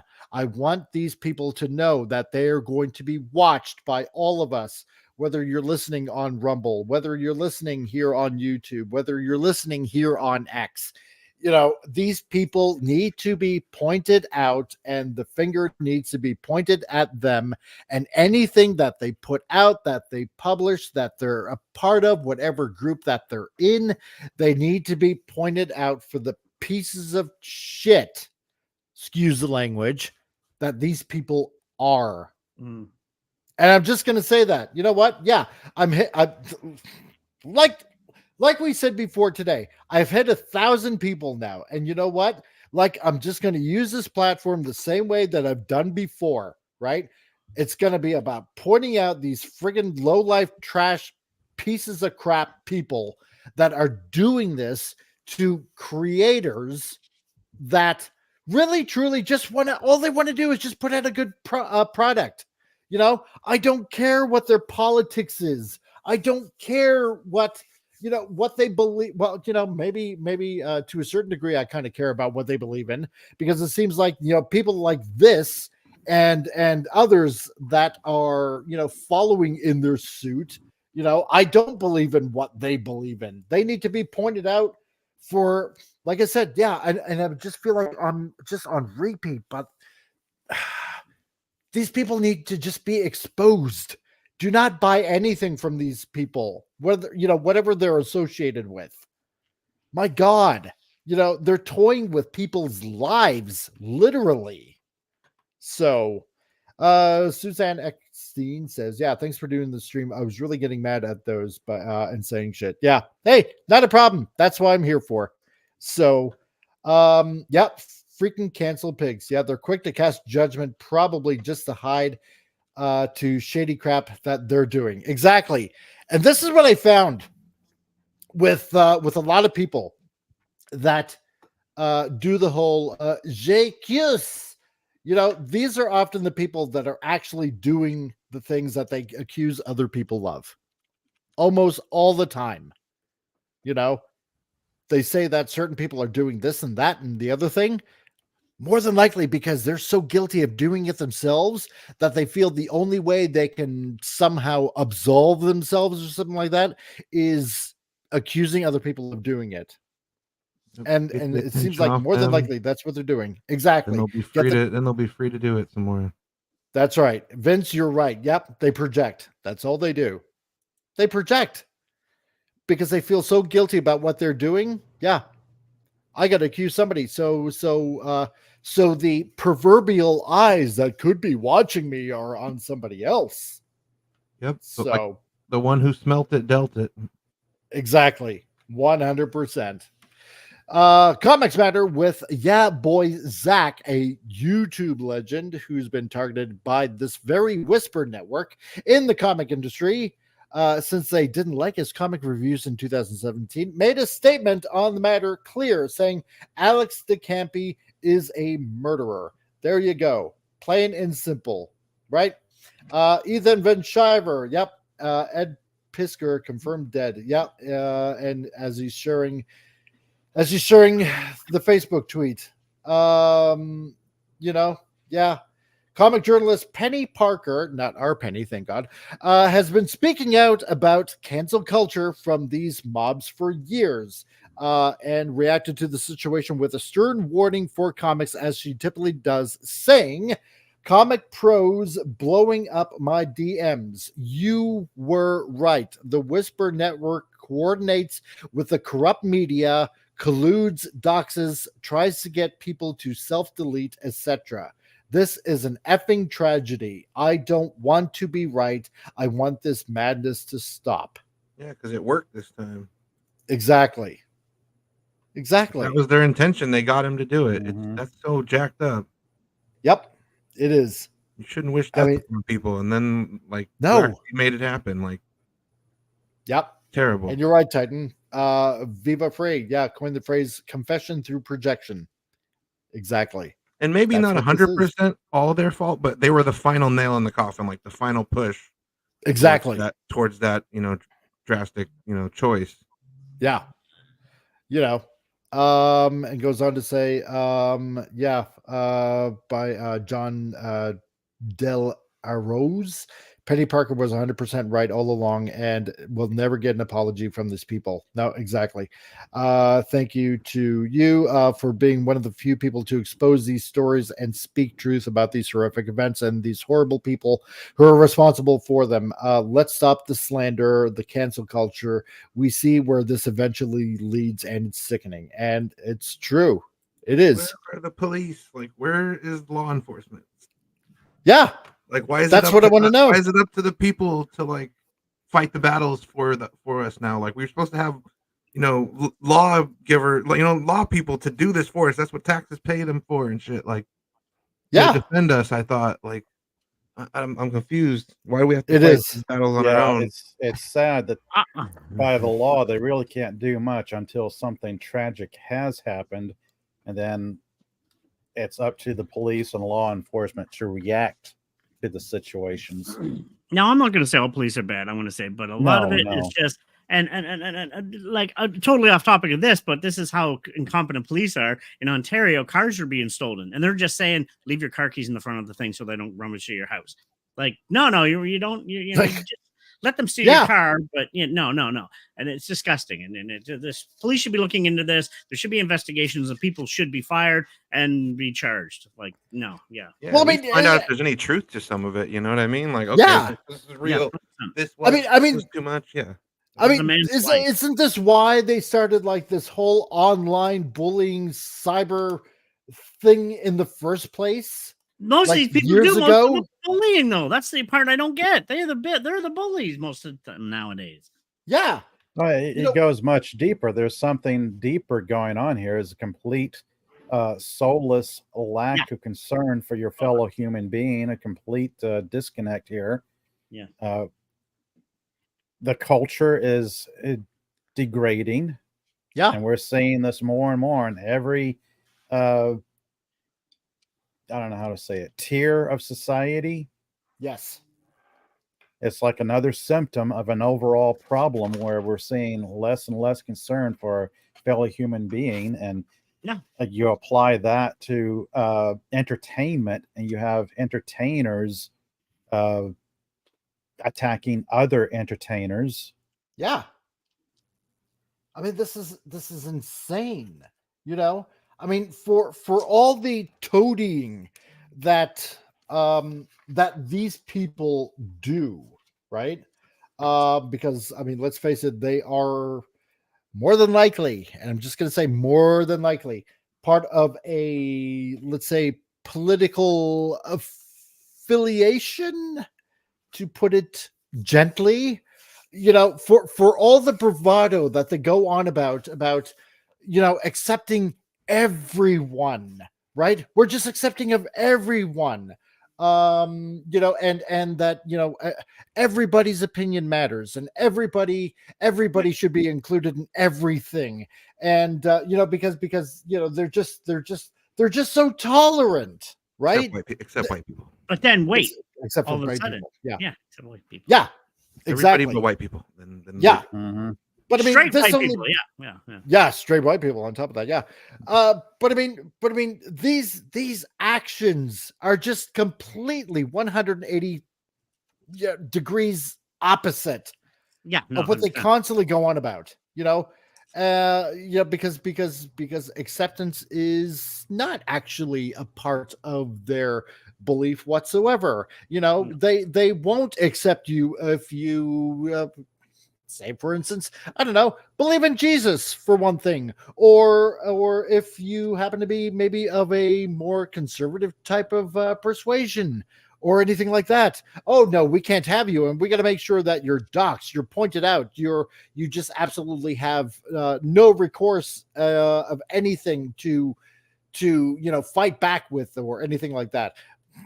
Like I said before, especially on this channel, Al Nickerson, that I've interviewed on this channel, where he had to go, where he was teaching at a university, and eventually he wasn't fired, but he just basically was removed, not allowed to. He was basically unallowed to work, so to speak. Yeah, I remember watching that episode and that story, and that disgusts me. Like, they didn't have the balls to fire him. If they didn't want him there, they could have. But no, they just weaned him out in a really low way. It's disgusting, and you know, that was pretty just, much the same thing happened to another comic book artist who you had up there earlier, Ethan Van Sciver. Drummed out of the industry simply because he voted for the wrong person. Exactly. That's right. Canadian SpiderMan says, yes, they want us to be divided. Race, sex, gender, etc. is all to divide us. We need to unite around culture such as music or Luke Skywalker or something like that. Yeah, you know, I know that comes in levity. Sorry, I'm just going to add to that. Canadian Spider-Man, I agree 100% with that, because division is so disgusting. We don't need division. We need to fight those people in government, higher power. But they want everybody hating each other, so they they're looking away from stuff they're actually doing. Look at the price. We just raised taxes in Canada again this month, which now people are going to be even less be able to eat. There's already fights in food banks because there's not enough food to feed people, and people are becoming homeless. But yet we're not looking at that because we're hating each other because of their skin or their sex or everything. No, it's say this isn't purposeful. It's purposeful. So, and it's gross. It is 100%. Now, her work has been integral in whistleblowing on the corrupt behavior of the comic industry professionals, including and canceling one another in order to maintain their clout within the insular sphere of the profession. While some creators are saying we need to reflect and be better, there's no sign that the Whisper Network involved will be doing anything other than what they've continued to have done going forward. Now, as of yet, the creators who have been canceled by these same people over the years have not voiced receiving any apologies, showing the comic industry learns little even from the death like Ed Piskor. Which is sad. I mean, it's disgusting. It really is.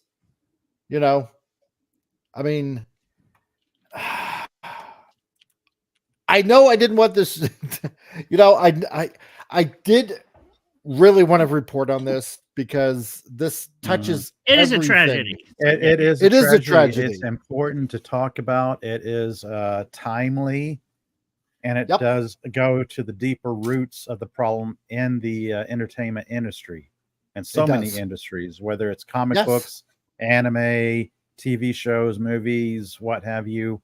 It's one thing that is at the root of everything here. Yep. That's right. Divide and conquer, and it's working. You're right, Phantom Boomer. It is. It is. And Vince over on Rumble says, yeah, the upper class stirs the fire to get the lower class to fight amongst each other instead of focusing our attention on them. Precisely it. And Flip City Magazine. Hey, nice to see you here. Hey. And you know what? Because I was just about to plug you guys. So pretty soon. So quite the coincidence that you're here. Great to see you. So, yeah, because I mean, what do we share on Friday with a particular, film industry that wants to help other people, here in Canada? Oh no, we have to help all these marginalized people, especially if they're, say from a different ethnic background or part of the whole LGBTQ community. And we need you white people because it's you white people that are the problem, right? You straight white people are the problem. So you need to fix this by donating and getting give the me word money. out. And exactly. You're the problem. money. Pay me now. Be better. Exactly. Give us reparations. That's right. Exactly. You've got to do better, Senator. There it is. There it is. That's right. That's right. That's I what bet it like is. when that scene wrapped after like Captain America, when Sam the Falcon says that, I bet everybody was clapping like that's gonna get them. That's what they want to hear. That's right. That'll show Steel up. claps all around. Yeah. Frig. Why is Tom gone again? Why are you constantly dropping out? Trigger. I don't know. There's some, like I said, PC issues. So I still love you, Tom. You're still included. Well, thank you. Okay, you're welcome. Do I get a medal? I participation medal. Darn No, it. you get a 77 Ford Pinto. Yeah, so. Nah. But no, and and Flip City, it's kind of a coincidence that you just happen to be dropping into, as well. So, because none of this should be just happening, period. Just let people work, let artists do their job, and these guys, like, for example, here at Flip City Magazine, and to you guys that are already in the chat, that's why I got the links down below, and that's why I plugged these guys. Down below there is a link. Check Flip City Magazine out. Okay, you get a coupon code for 10% off CRC when you use the coupon code. For all of you subscribers on this YouTube channel, on the Rumble channel, and if you guys that are watching on X right now, check out the Rumble channel, check out the YouTube channel. There are links if you just go to my X and find it. it'll lead you here to this channel, and you can hit that link that's in the description and get 10% off, because these guys, they will stand by their artists. They don't care what they do in their private life is their private life, right? They are not the Whisper Network. They will not dox any of these guys that work for them, that put out like the funny cartoons that they have out all the time, but go get yourself a subscription, check out the free issue that they got so you can check it out for yourself. And if it's something that you like, then hit that link and get yourself a subscription and put in that coupon code CRC for 10% off, because they are the Mad Magazine of our time. And boy, do we really need these guys like right now. So I encourage you all to check them out. Just check them out. What do you got to lose? And Gap After Dark, 235 Holy watching shit. on X. Thank you, X. Wow. X, go over to YouTube and subscribe to his channel. Give it to you. Very cool. That's right. I had no idea. Comic Relief wants to thank you very much, the X audience, for watching. You are awesome. Yes, all of you guys watching on X, thank you very much for watching. I am totally gobsmacked. I mean, God, not only did I hit 1,000 without even knowing, but and I did the whole X thing just on a whim, because I thought, I probably need a blue check mark, to broadcast on X. And let's see what happens, right? And now there's like 200 and I'm looking right now, 244 watching on X. Like, oh my God, I had no idea. So by accident, I did something right. So there we go. Oh, and there you go. And Vince Womack over at Rumble just climbed to 8 viewers over here. Wow, there we go. See, Rumble is working as well. So, but you know what? Yeah.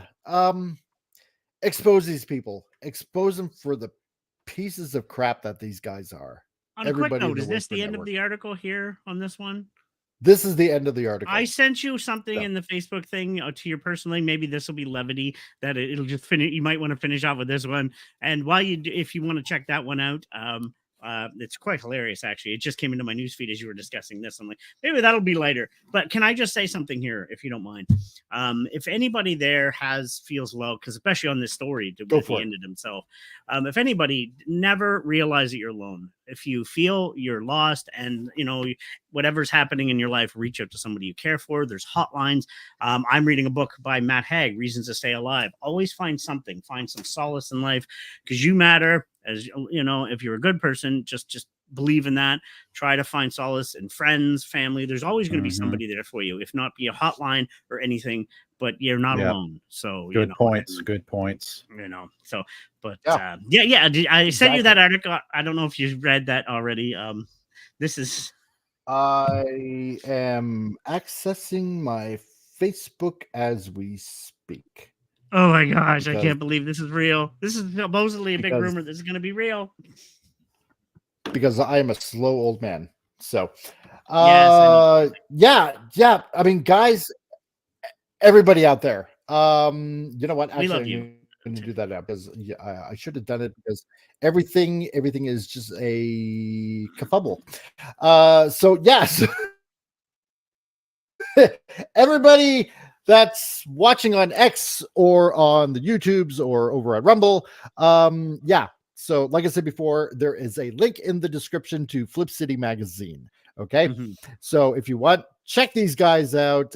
You will have a belly full of laughs. I gotta get these guys back on. Yes, well worth it. Because the last time we were doing Picard, and that was just hilarious. And it just kind of slipped between the cracks with talking with these guys of doing more comic reads and stuff like that. So we got to do more of that. So in the description below, there is a link. So go check it out to get yourself a subscription to these guys, to Flip City Magazine.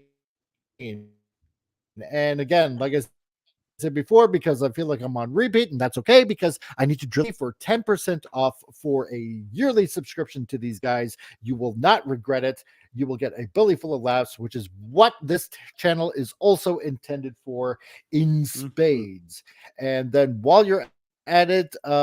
You also might want to check out Al Nickerson, because I mentioned him before, especially on this channel. So he's an awesome friend of mine, and he has his own comic out, which is The Sword of Eden, which is out right now. So if you hit that link that's down below, you can go get yourself a really good comic book that you want to check out. And this summer, coming soon, he has the next book coming out, Sword of Eden Shinobi, which is coming out this summer. So as far as I know, it's already out to print, and it'll be coming your way soon. So there you go. I have done my second public service announcement for everybody. So there you go.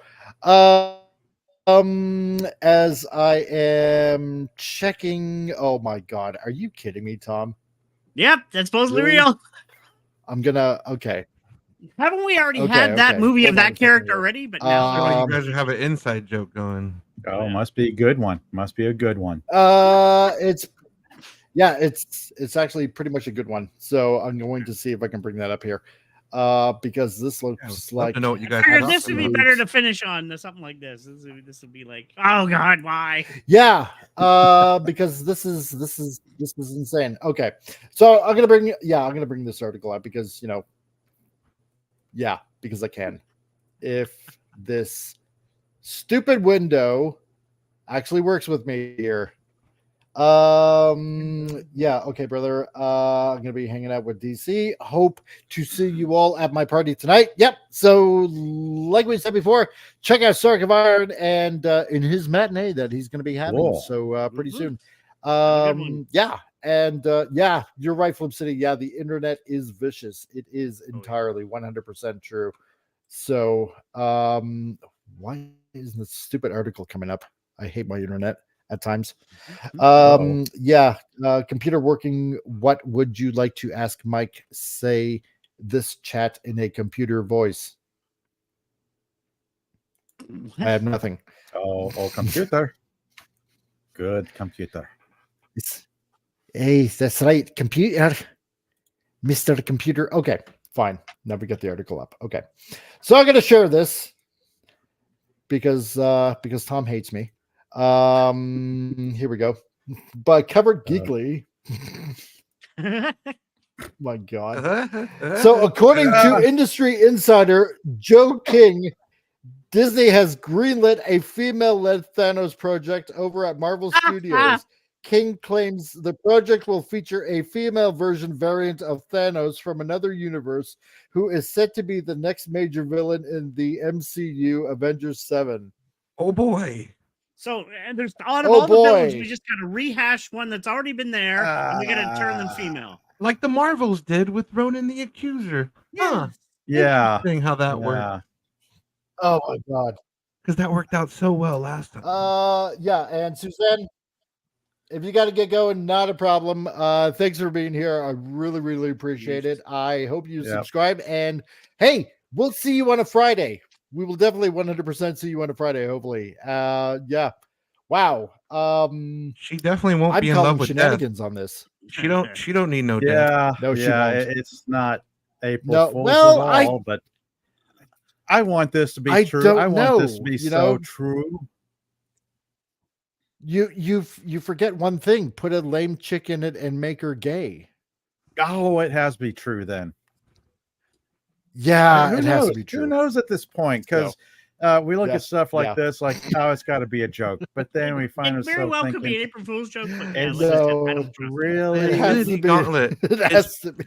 The Infinity Gauntlet is perfect. It will be perfect when it fits a woman. Yes, exactly. Exactly. That's right. Yes. Yeah, female Thanos. Yeah, exactly. Oh my God. Yeah, I'm calling shenanigans on that. Why not? Absolutely. Yeah. Oh my God. You might as well go there. They might as well do it. I mean, you'll be misunderstood. That's right. Yeah. No, I know it was posted yesterday. Yeah. Yes. But then again, her mom got killed by Dalmatians. Factual. With it wouldn't surprise me if Marvel, they actually you don't posted know. factual information with. Yeah. That's right. Get That's triggered. You guys triggered. Yes, I am triggered. Oh God. Yeah, Jennifer Lawrence was the first woman to wear an Oh yeah, Infinity she Gauntlet. wore it best. God damn it. That's J-Law. right. Exactly. Speaking And she doesn't get injured or anything like silly Hulk getting hurt and his hand getting roasted. She's fine. Oh yeah. Yeah. Speaking of casting for the role, Yeah. J-Law, Barely an yeah. inconvenience. She'll be the first female Marvel character. That's All right. right. Not a problem. Never been Barely one. an inconvenience. Yeah. So, my God. cast Jennifer Steel Messiah. Lawrence as female Thanos. I can send you a picture of the German national football team jerseys with the number 44 on it, and it's no joke. I seen that.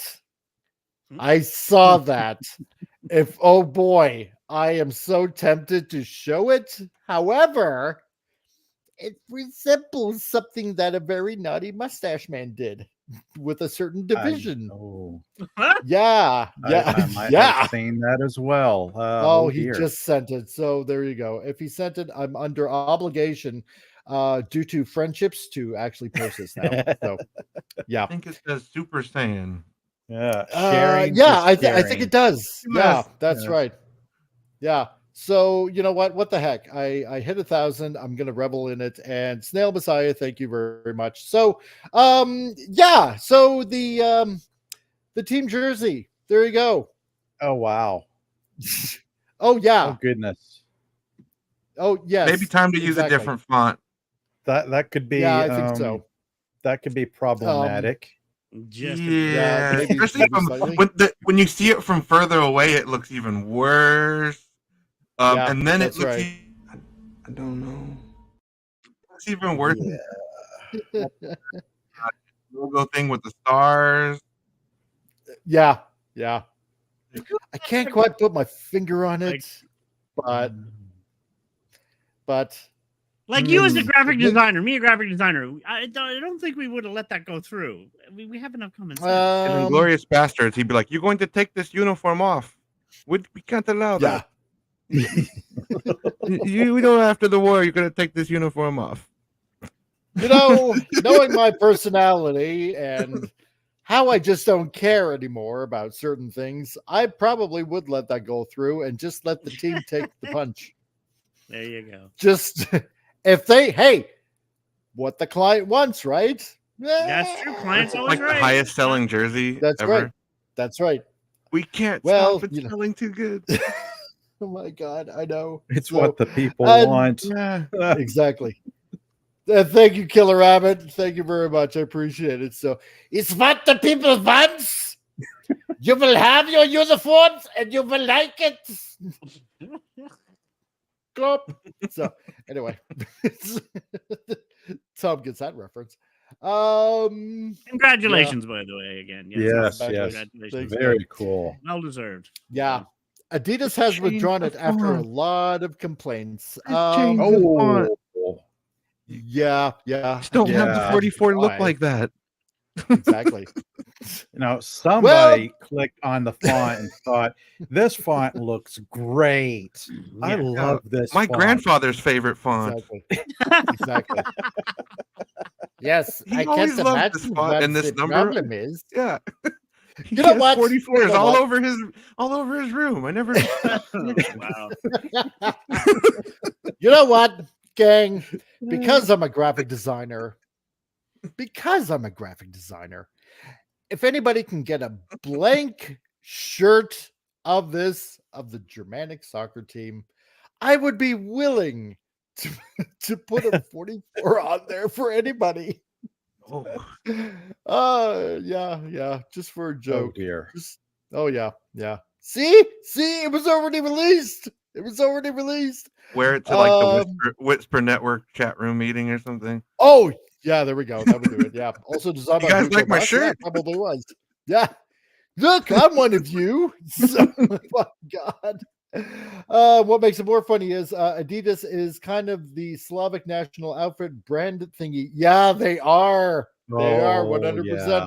We all know Polish people are very excited with this. Yes, they just happen to be, I bet. So, Yeah, so just don't have the number 44. Yeah, well, apparently that's what Adidas said, so they're not going to be selling the number 44. Every other number is okay, so except for the number 44. Yeah, so I guess you'd have to change the font on every jersey and then be a big old thing. And yeah, exactly. So that's pretty much it. Just have it be 42, then have people confused about the significance of 42. That's right. Yeah. Then explain to them what 42 is. It's like, here, You're not read really this a very nerd. funny novel Yeah. by Douglas Adams. If you're not a nerd, you don't get it. So, Yes. oh yeah, those are going to go up in value when they change them and they're no longer being like mass produced. And like, there's only 100 of these 44 jerseys in the world. Get them now, $1,000. That's right. Get them while you're hot. I could be cornering the market right now. So damn it, I need to get on top of this. Right. So, hey, Patamotomy, nice to see you here, man. Awesome that you're in the chat. Let's see. Flip City Magazine. Yeah, I work for a company that logo looked like a swastika. They printed a red hoodie with only the logo and a phone number. Someone at the bank asked what my sweatshirt meant. Oh my god. Really? It's a Tibetan good luck charm. Yeah. Oh, that's exactly. right. Yes, exactly. It's what it's only ever been used for. Only that. Yeah. At this point, Tom may as well put his Peter on a camera. Yeah, exactly. Might as well do that.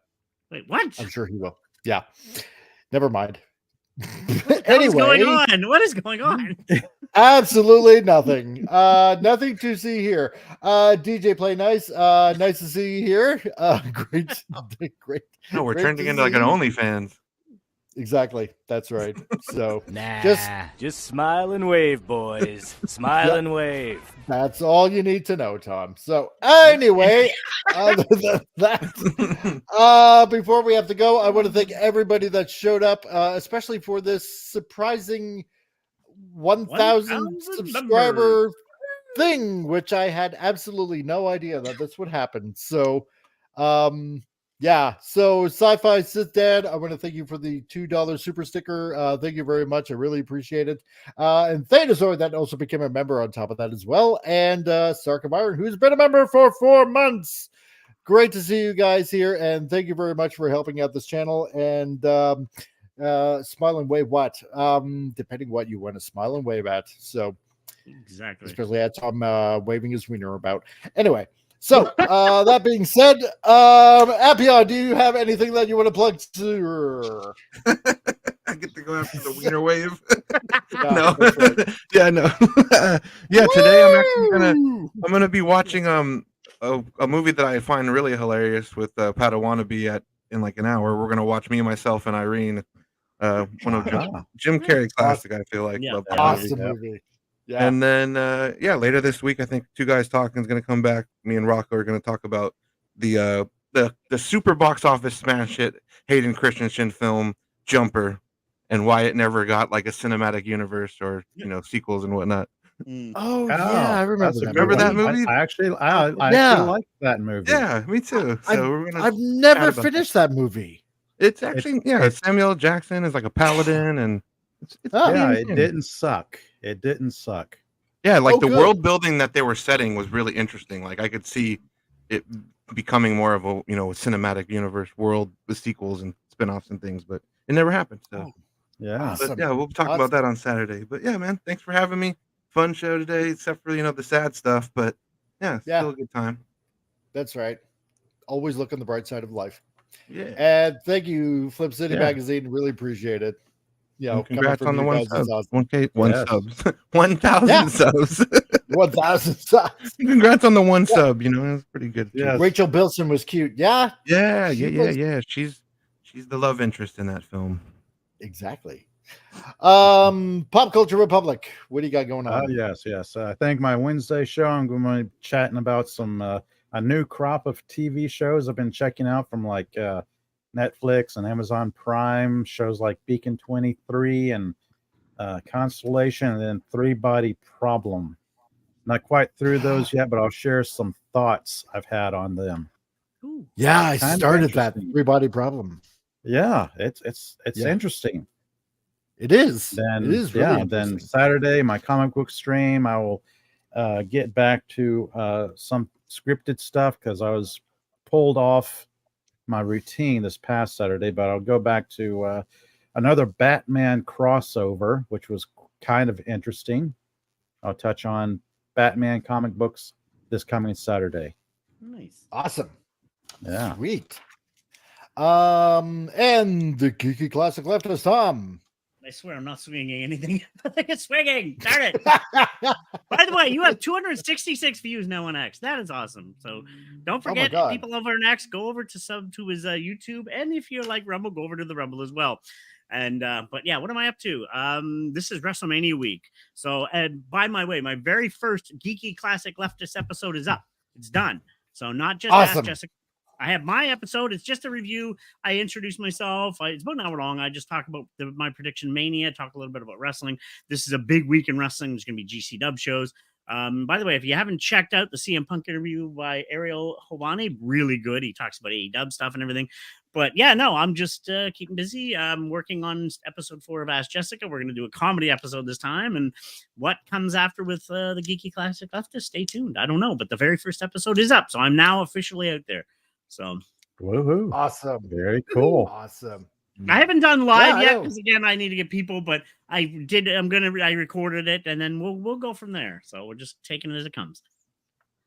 Sweet. Yeah, and you know what? Before I was actually thrown off of like everything. Pop culture.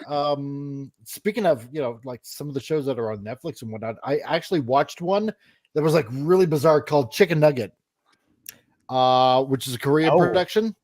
Yeah. Okay. And if you guys that are listening right now on Rumble or X or on the YouTubes, I watched this really bizarre. It's kind of weird. It's kind of funny in a way because there seems to be a lot of K-dramas out there called Chicken Nugget. Okay. Basically, it's about this guy that owns a small company that really don't do anything.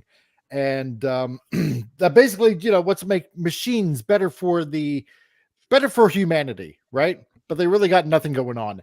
And one day this mysterious package arrives, which looks like basically a purple phone booth.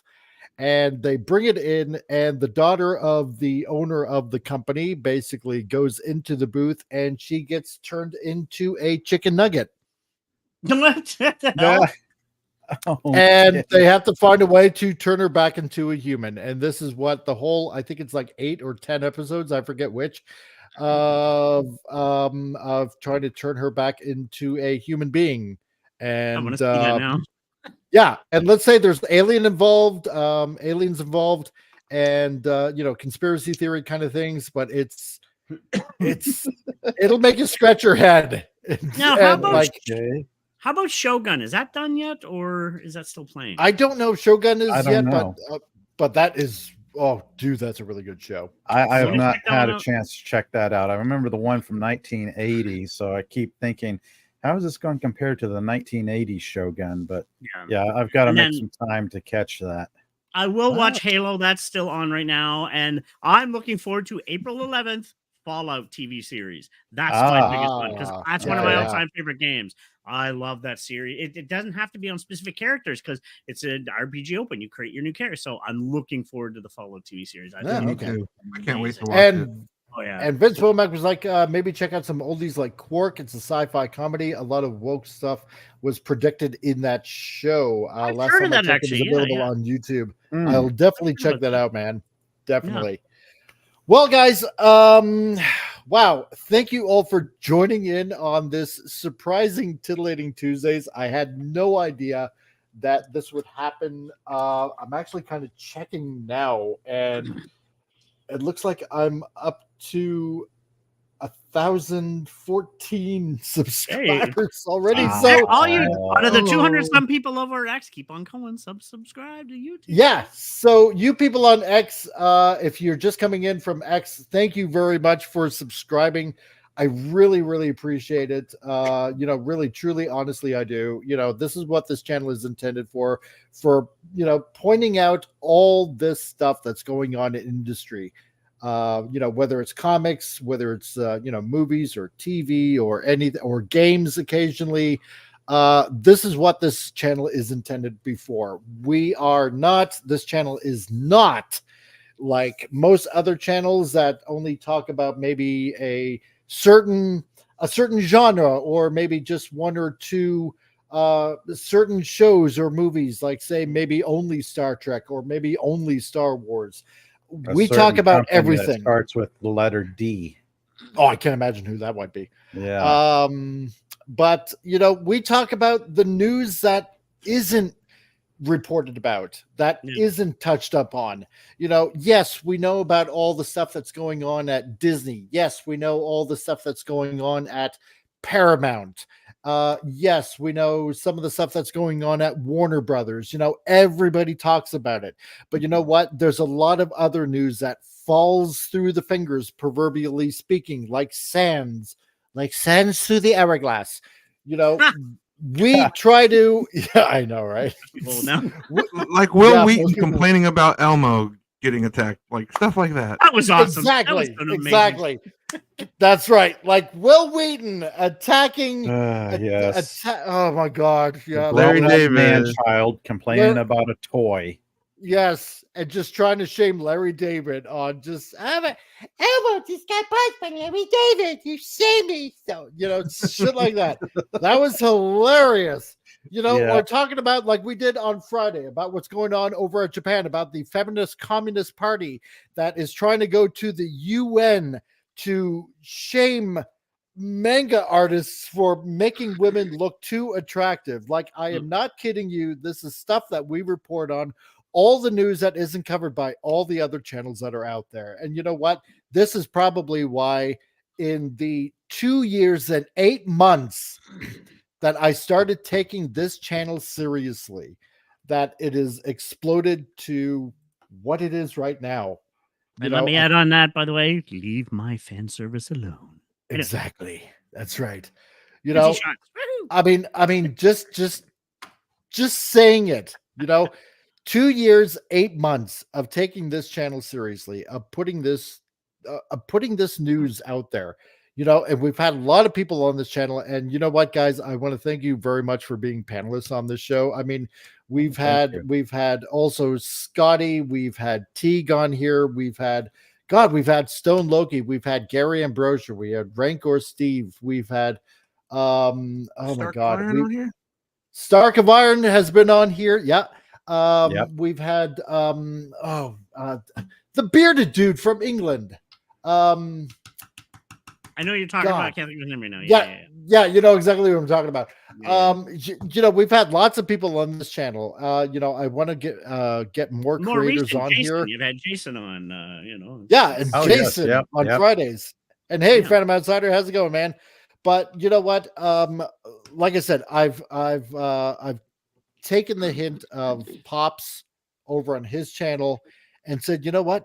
Yes, that's right, Pat Wannabe. Thank you very much. Yeah, Ryan Roger Athe. Yep, that's it. That's him. Yeah, thank you very much, Pat Wannabe. Appreciate that.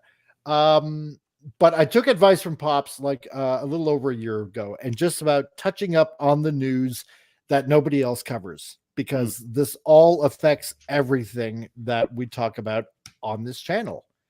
And I think that people are pretty receptive that we're not just talking about the same thing over and over and over again, because, and I'm not putting any of those channels down.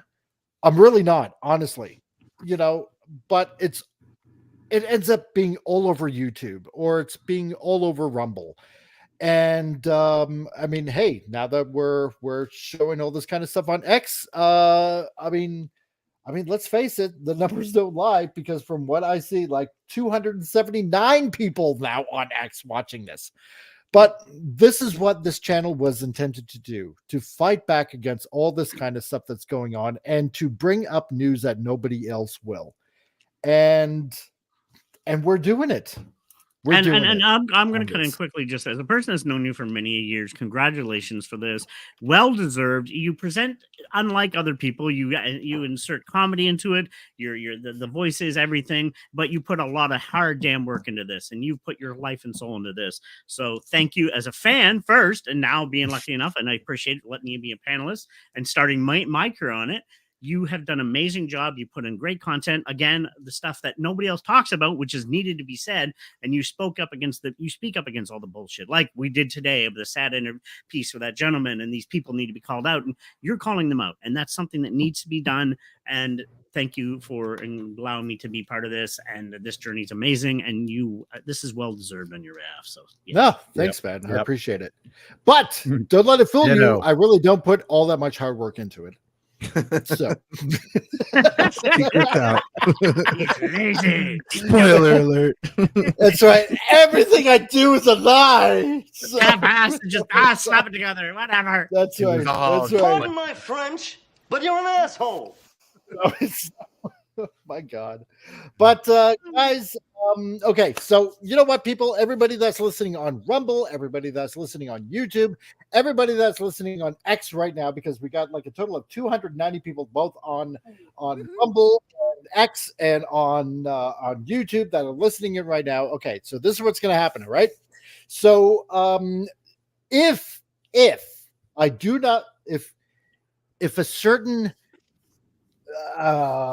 Google owned company does not take these subscribers away, let's put it that way, then this Friday I will try to put it together as quickly as possible.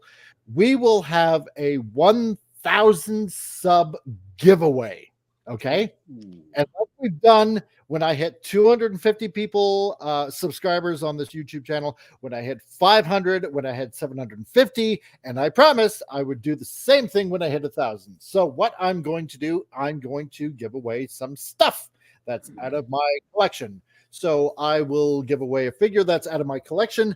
I found also a vintage 1983. No, you know what? I'm not going to say what it is. I'm not going to say what it is. Ooh, Rose Tico action figure. Yes, from 1983. So, and now on American dancing. And now on American Top 40, I got this 1983 Rose Tico figure. I had no idea when it came out. I don't know how it traveled through time, but it's all for you, the audience. Wasn't even born yet. I know. Such a rare figure. She wasn't even born yet. But this one goes out to you. So that's right. Yes, I'm giving away 1,000 subs. Yeah. So I'll take them. Here, throw my way. No, I have to work my ass off for this. So.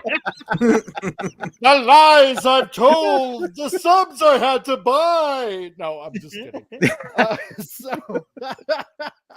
The shilling I had to do. So, and Manipogo, thank you very much. The whoring I had to make happen. No.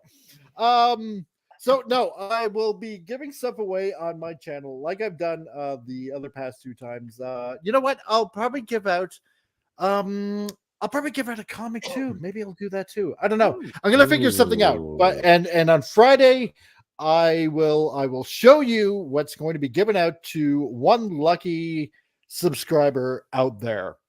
Oh. So there you go. So study up, everyone. That's right. Study up.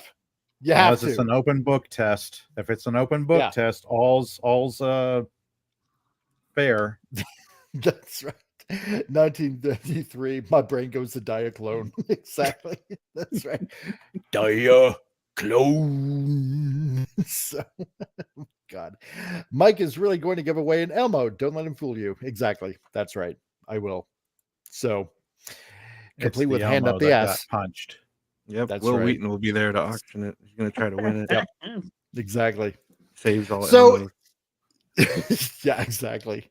Elmo got new subs. So, so you guys out there that are watching right now, if you can go ahead and spread this channel around, get some more people in here, let them know of the fun and mirth and merriment that this channel is, and that we're not your atypical channel whatsoever. You know, this is This is the Comic Relief Crusaders channel. And on top of that, go check out Pop Culture Republic. Go check out Appion. Go, even if he isn't wagging his wiener about, the Geeky Classic Leftist Tom on top of that as well. So later, I don't know how that joke happened. It just did. So somebody said something, and I think it was Canadian Spider-Man. I blame him. And later on tonight, if you guys can, on top of that, check out Ranko Steve's channel over on Rumble for Manorama, because that's going to be going on there. I'm going to have to show that again because I accidentally clicked it off. But now you know. So on top of that, if you follow me on X, I will retweet the link. If you are on the YouTubes, then check out his Rumble channel. And more than likely, it'll also be on YouTube as well. So check out Riker Steve's channel, Manorama, where we're talking guy stuff, doing guy things, and how men can be men again on top of that as well. So that's a fun show. Yeah. It's quite enjoyable, yes. It's a huge show. It's an amazing show. The best show that you've ever seen in the history of manly shows. So that's all I got to say. So, but, guys, it's been fun. Thank you very much. And yeah,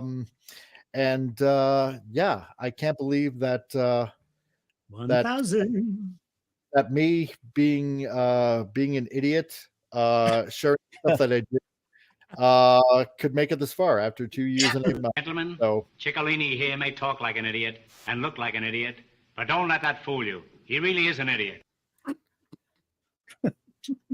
I'm President Trump, and I approve this message. that's right. So That's right. that's right. Hear, hear. So guys, thank you very much for all the laughs. We will see you on a Friday. If you guys can, please hit the like button on the way out. If you also can, spread the channel around. It really helps me out a lot if you are new here, whether you're on X or Rumble or on the YouTubes, then hit the subscribe button as well, because it just helps this channel grow as insanely as humanly possible. So there you go. So to everybody out there, we will see you on Friday. And for that, we say a particular thing around here. Be excellent to each other. And party on, dudes!